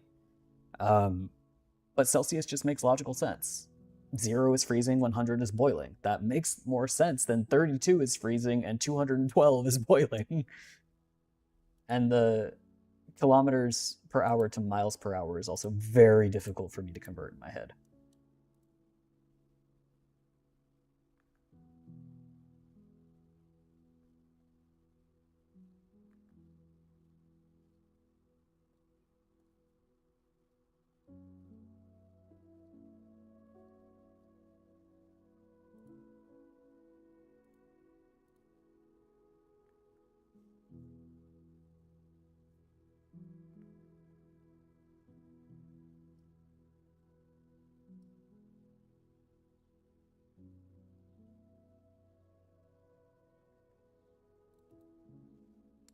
All right, now I can put her shirt back on, which is thrilling. So let's see. I had it basically right above that first.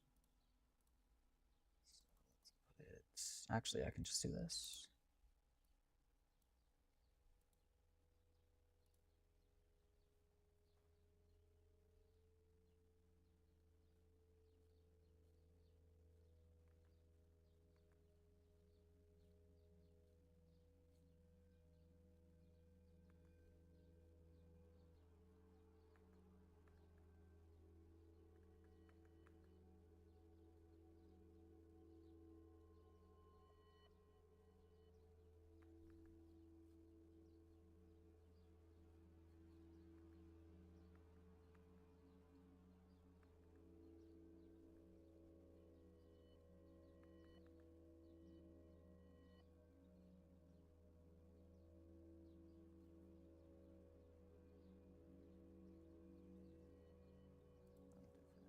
probably going to...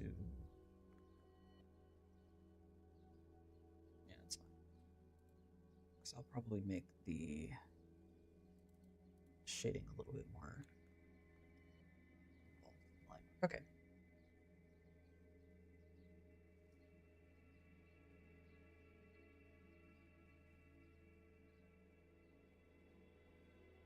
And we should learn English because none of them want to learn English. I am so angry that everyone else in the world speaks 2 or more languages. And as an American, I can only speak 1 because they just don't bother teaching us other languages.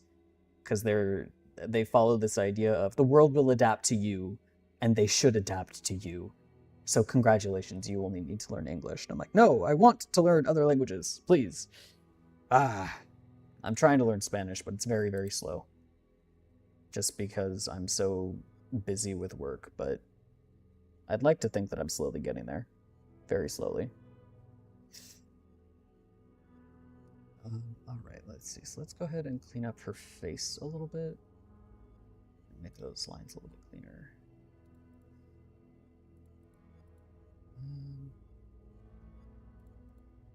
Oh, okay, I see. So I had...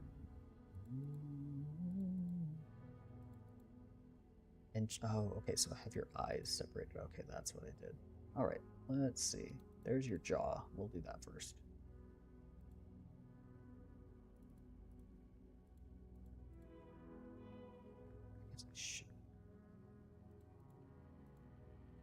Did I leave a hole in your head? I did. Okay, that's fine. Just keep that.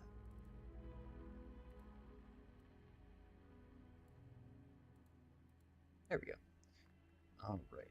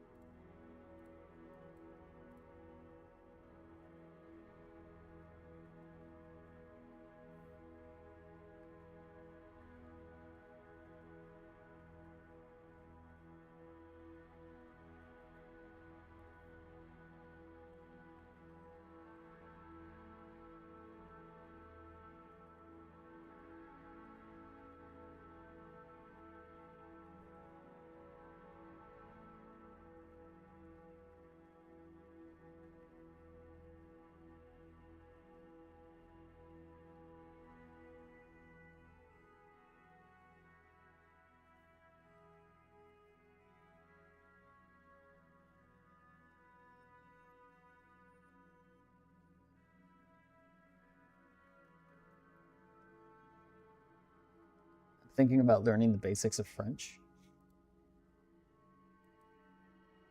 French, so usually, at least where I grew up, the 2 languages that you have a quote-unquote choice of learning are Spanish and French. But the teaching, like the quality of the teaching is so bad that I basically didn't learn anything. Like, I remember a couple of, like, very basic things, but really nothing valuable. I took Spanish in my high school. But the real issue for me with at least French would be there really isn't an opportunity to use it,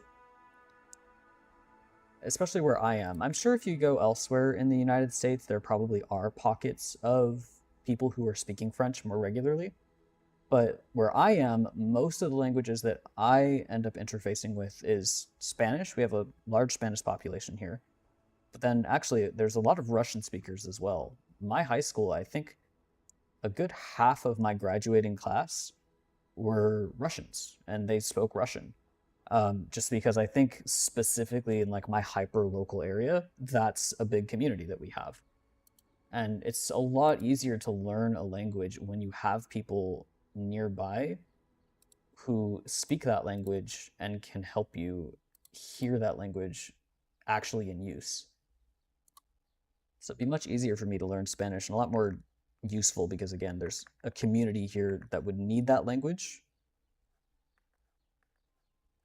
versus, I'm sure if you go elsewhere, there's probably people who are using French, but at least not where I am. Spanish makes the most sense for me to learn because I actually have a lot of Spanish speaking agents at my workplace. And it would be very helpful to me if I can listen to their interactions in Spanish rather than having to rely on them to translate things for me.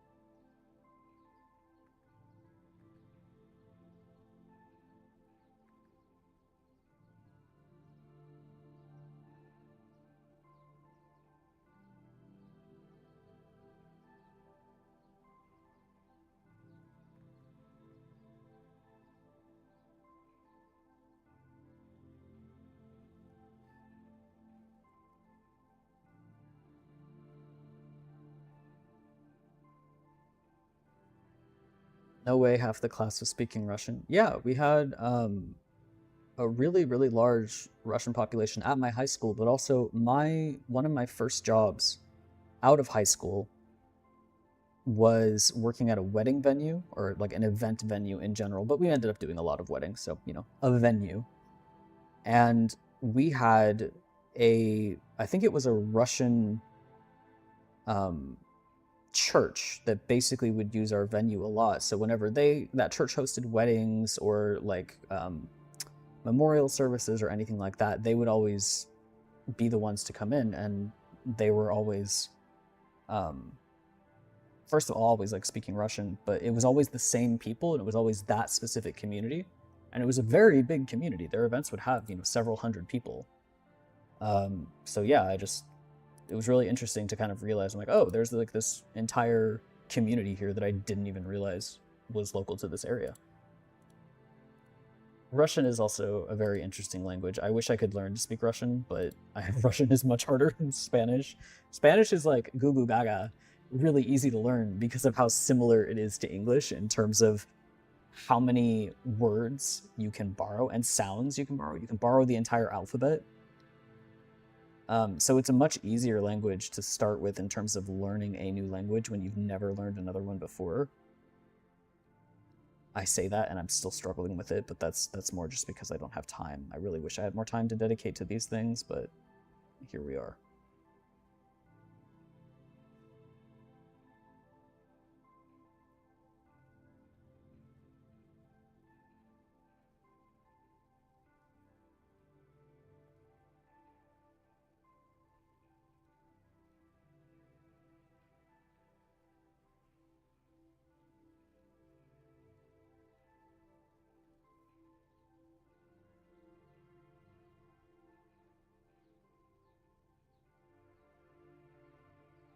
I am debating if Saoirse is going to get cauliflower ears or not. I feel like she'd have them, but I don't know. I'll decide if I want to give her cauliflower ears or not. She does seem like the type who would have them because she gets into a lot of fights, both as part of her job and not. She's just a very confrontational person.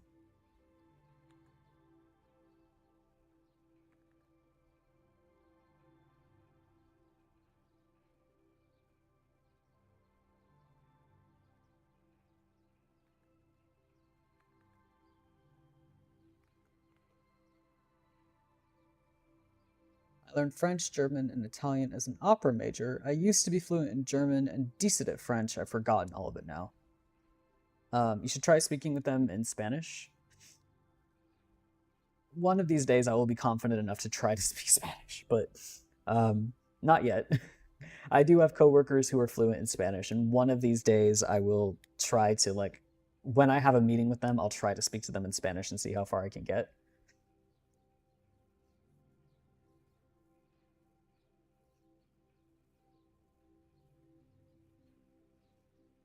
Yeah, point. Spanish and English have a lot of coincidences. Yeah, there's a lot of words. I think the tutor that I've been listening to, I can't remember the phrase or exactly like what the word that he used to describe the words was.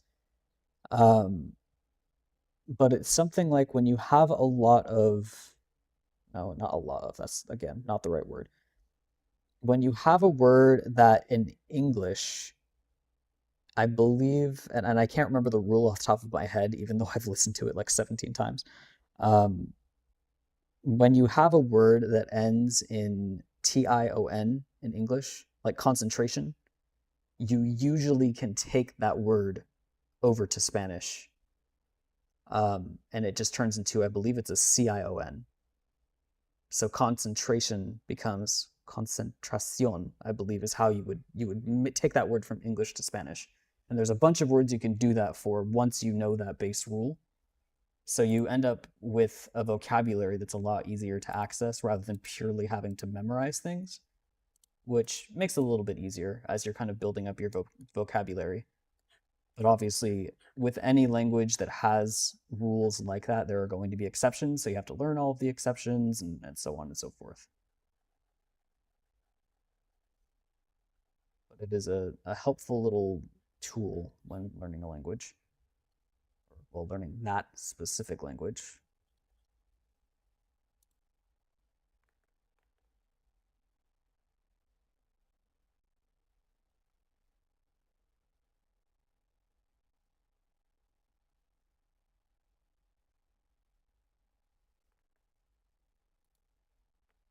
Did my music stop again?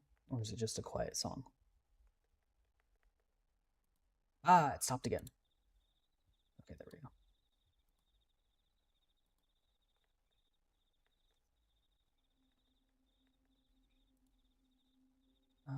All right, let's see.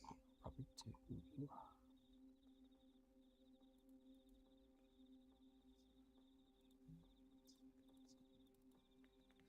I might be lazy and just flip her eyes, even though I know that's not a good method to do this, but I might do it anyways. That's smaller.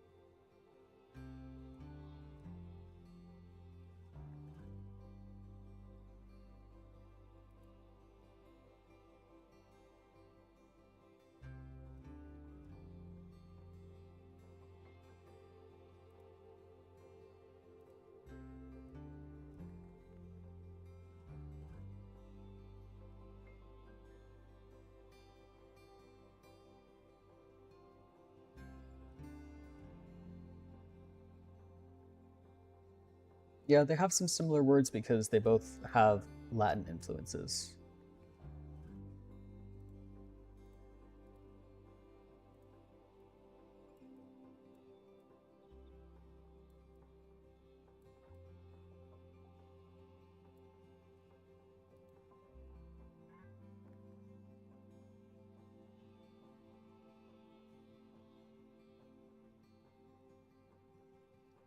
Bye, Sunny. Have a good day. Thank you for stopping by.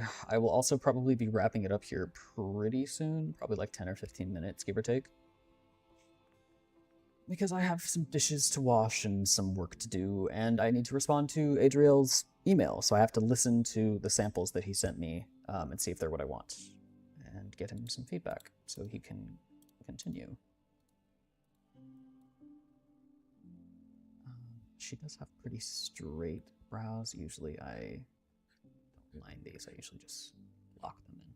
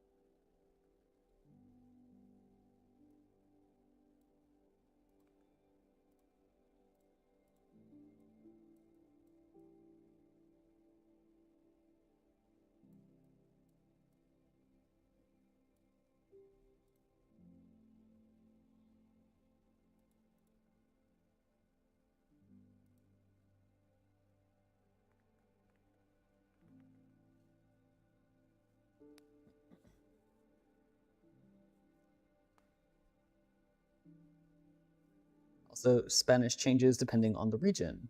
Mexico and Spain, yes, they speak, their Spanish is very different. I'm mostly learning or focusing, I guess, on Mexican Spanish, obviously, because that's what I'm more likely to encounter here.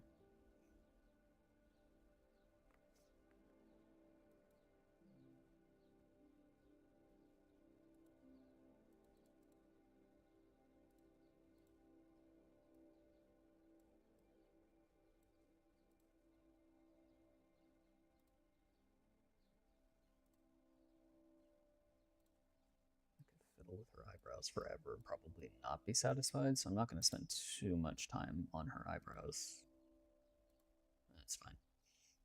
I will worry about getting them even later.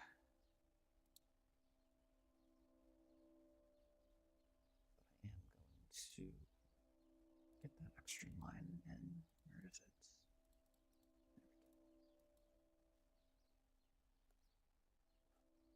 She has a pretty wide bridge of her nose. Her nose is kind of square shaped almost.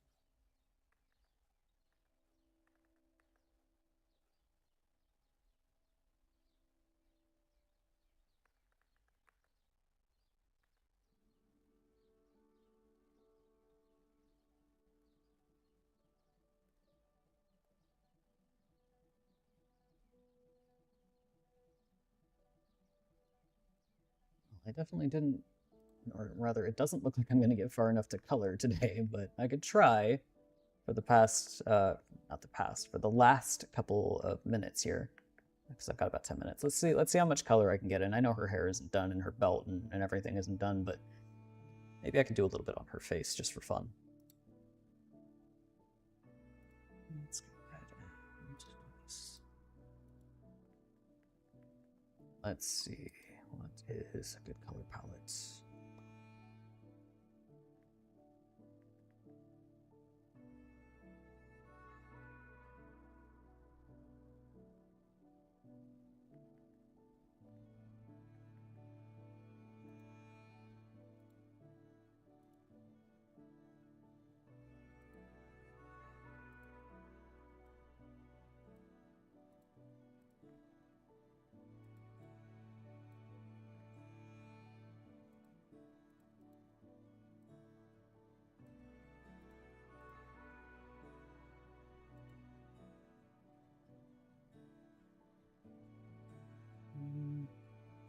I think that's too desaturated. I don't know. I'll try. Normally, I would actually pull up a color palette and use that, but whatever.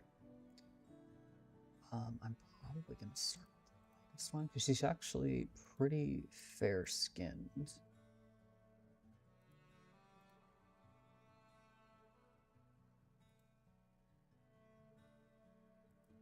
I do want her to be a little bit more pink than that, but it's a start.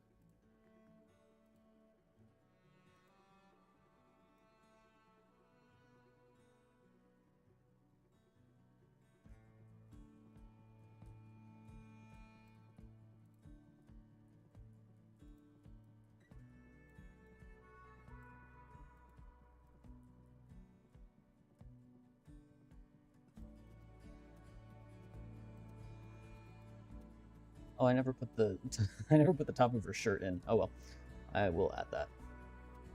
Let's see.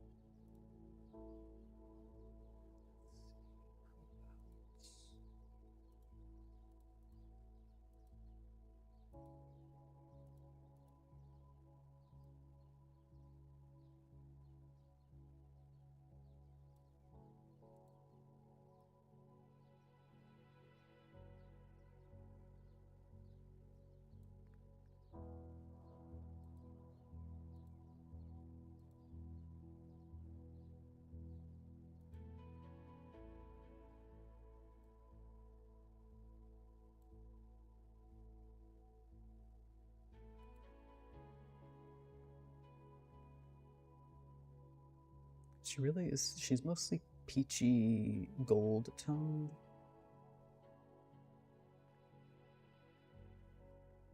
There should still be some pink.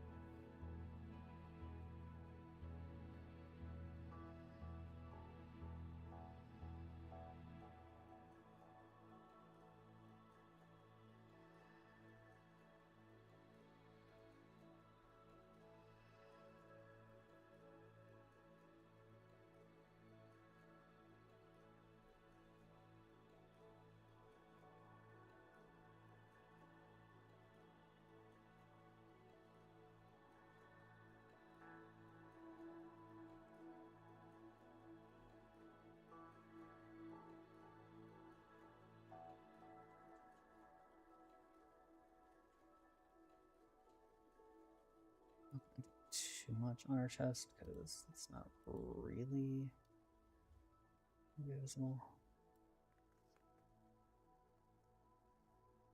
Dia, is it taboo to talk about money in America? I mean, as a tourist, probably not.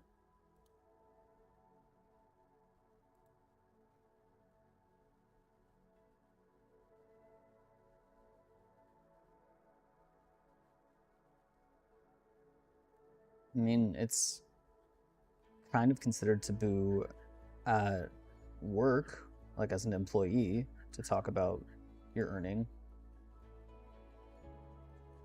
But like as a tourist, no, I don't think so.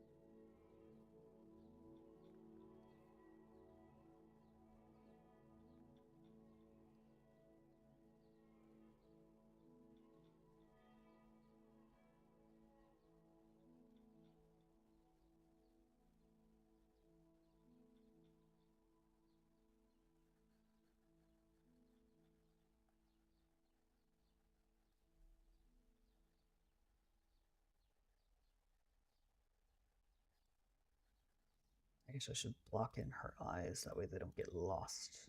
Let's see, how about...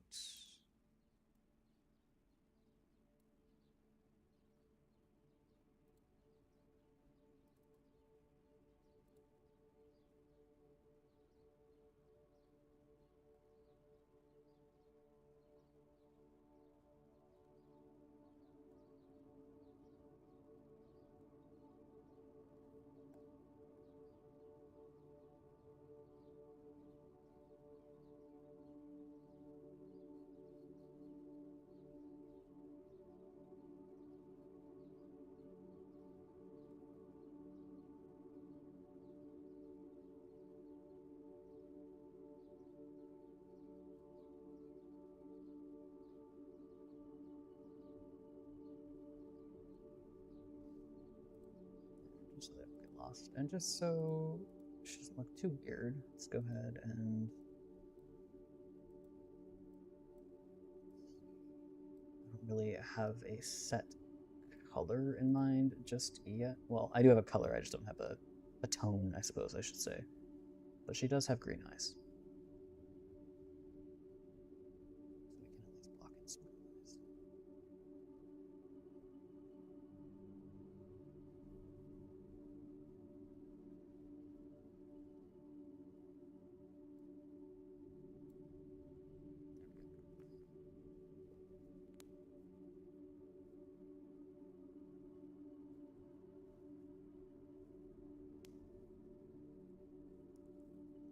Peachy. She is peachy. It shouldn't be because that's how companies control their workers. Yep. But it is only taboo really at work, but like casually, and especially as a tourist, it's not an issue. All right, let's see. I do want to.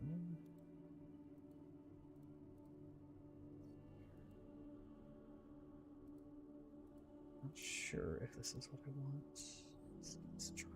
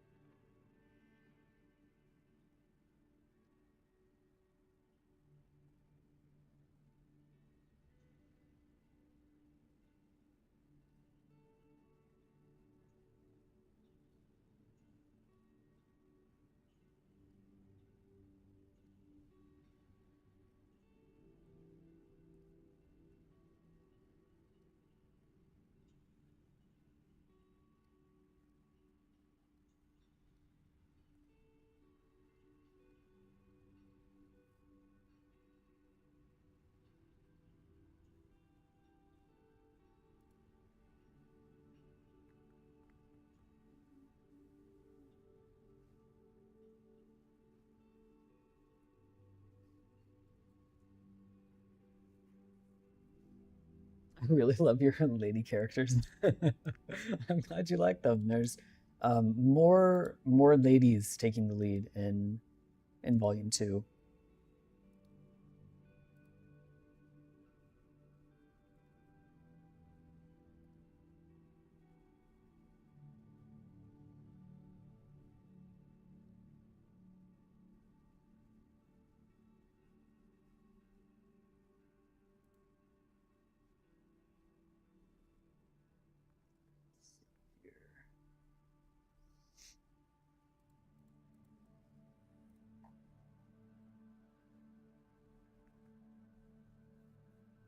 Need to add some shading to her nose, but I guess I can do that after.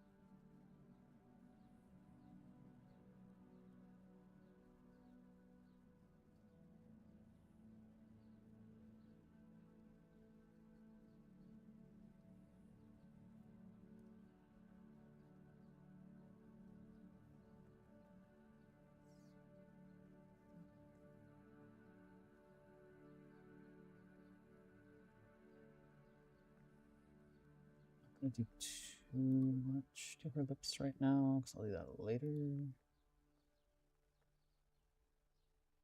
Because she's going to have freckles, and I might scuff up her cheeks a little bit with like some scratches or like bandages or something like that.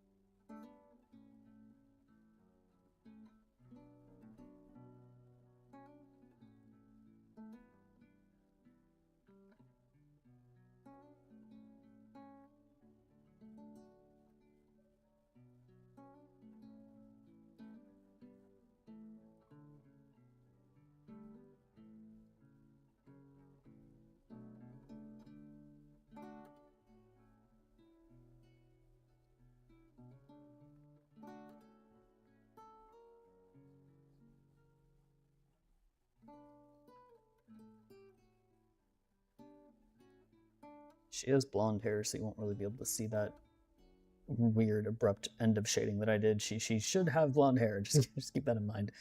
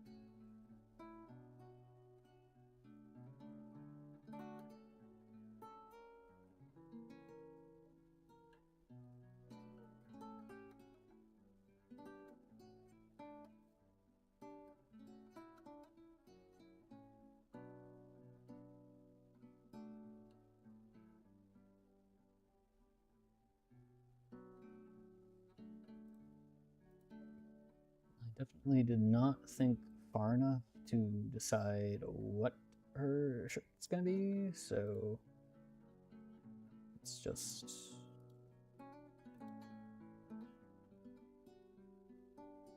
do this, and this will be the last thing I do for the day, just so she has a shirt on. And I definitely never went and added the end of the shirt at the top of her neck, because it comes up to like about here, give or take. So I will add that in at some other point.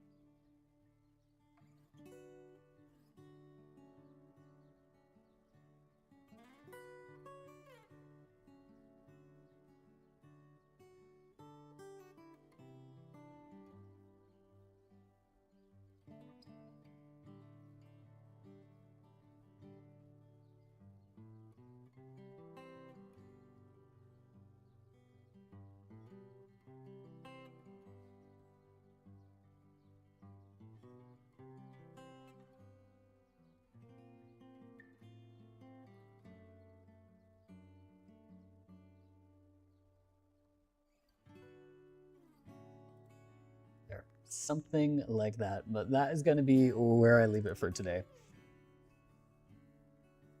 She's sun-kissed. Girl power.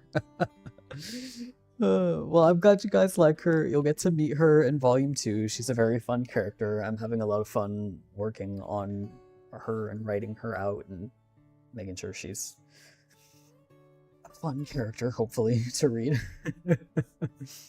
But yes, thank you guys so much for coming and hanging out today. I hope you had a good time. It was my pleasure, as always. I stream every other Sunday at 11 a.m. Pacific Standard Time here on YouTube. Probably not on Twitch anymore because it's being too annoying. So hopefully I will see you guys here. Thank you again for coming, and I will see you guys next time. And hopefully next time I will have some audiobook updates for you. I have a Patreon update coming as well. So I will see you guys next time. Thank you so much.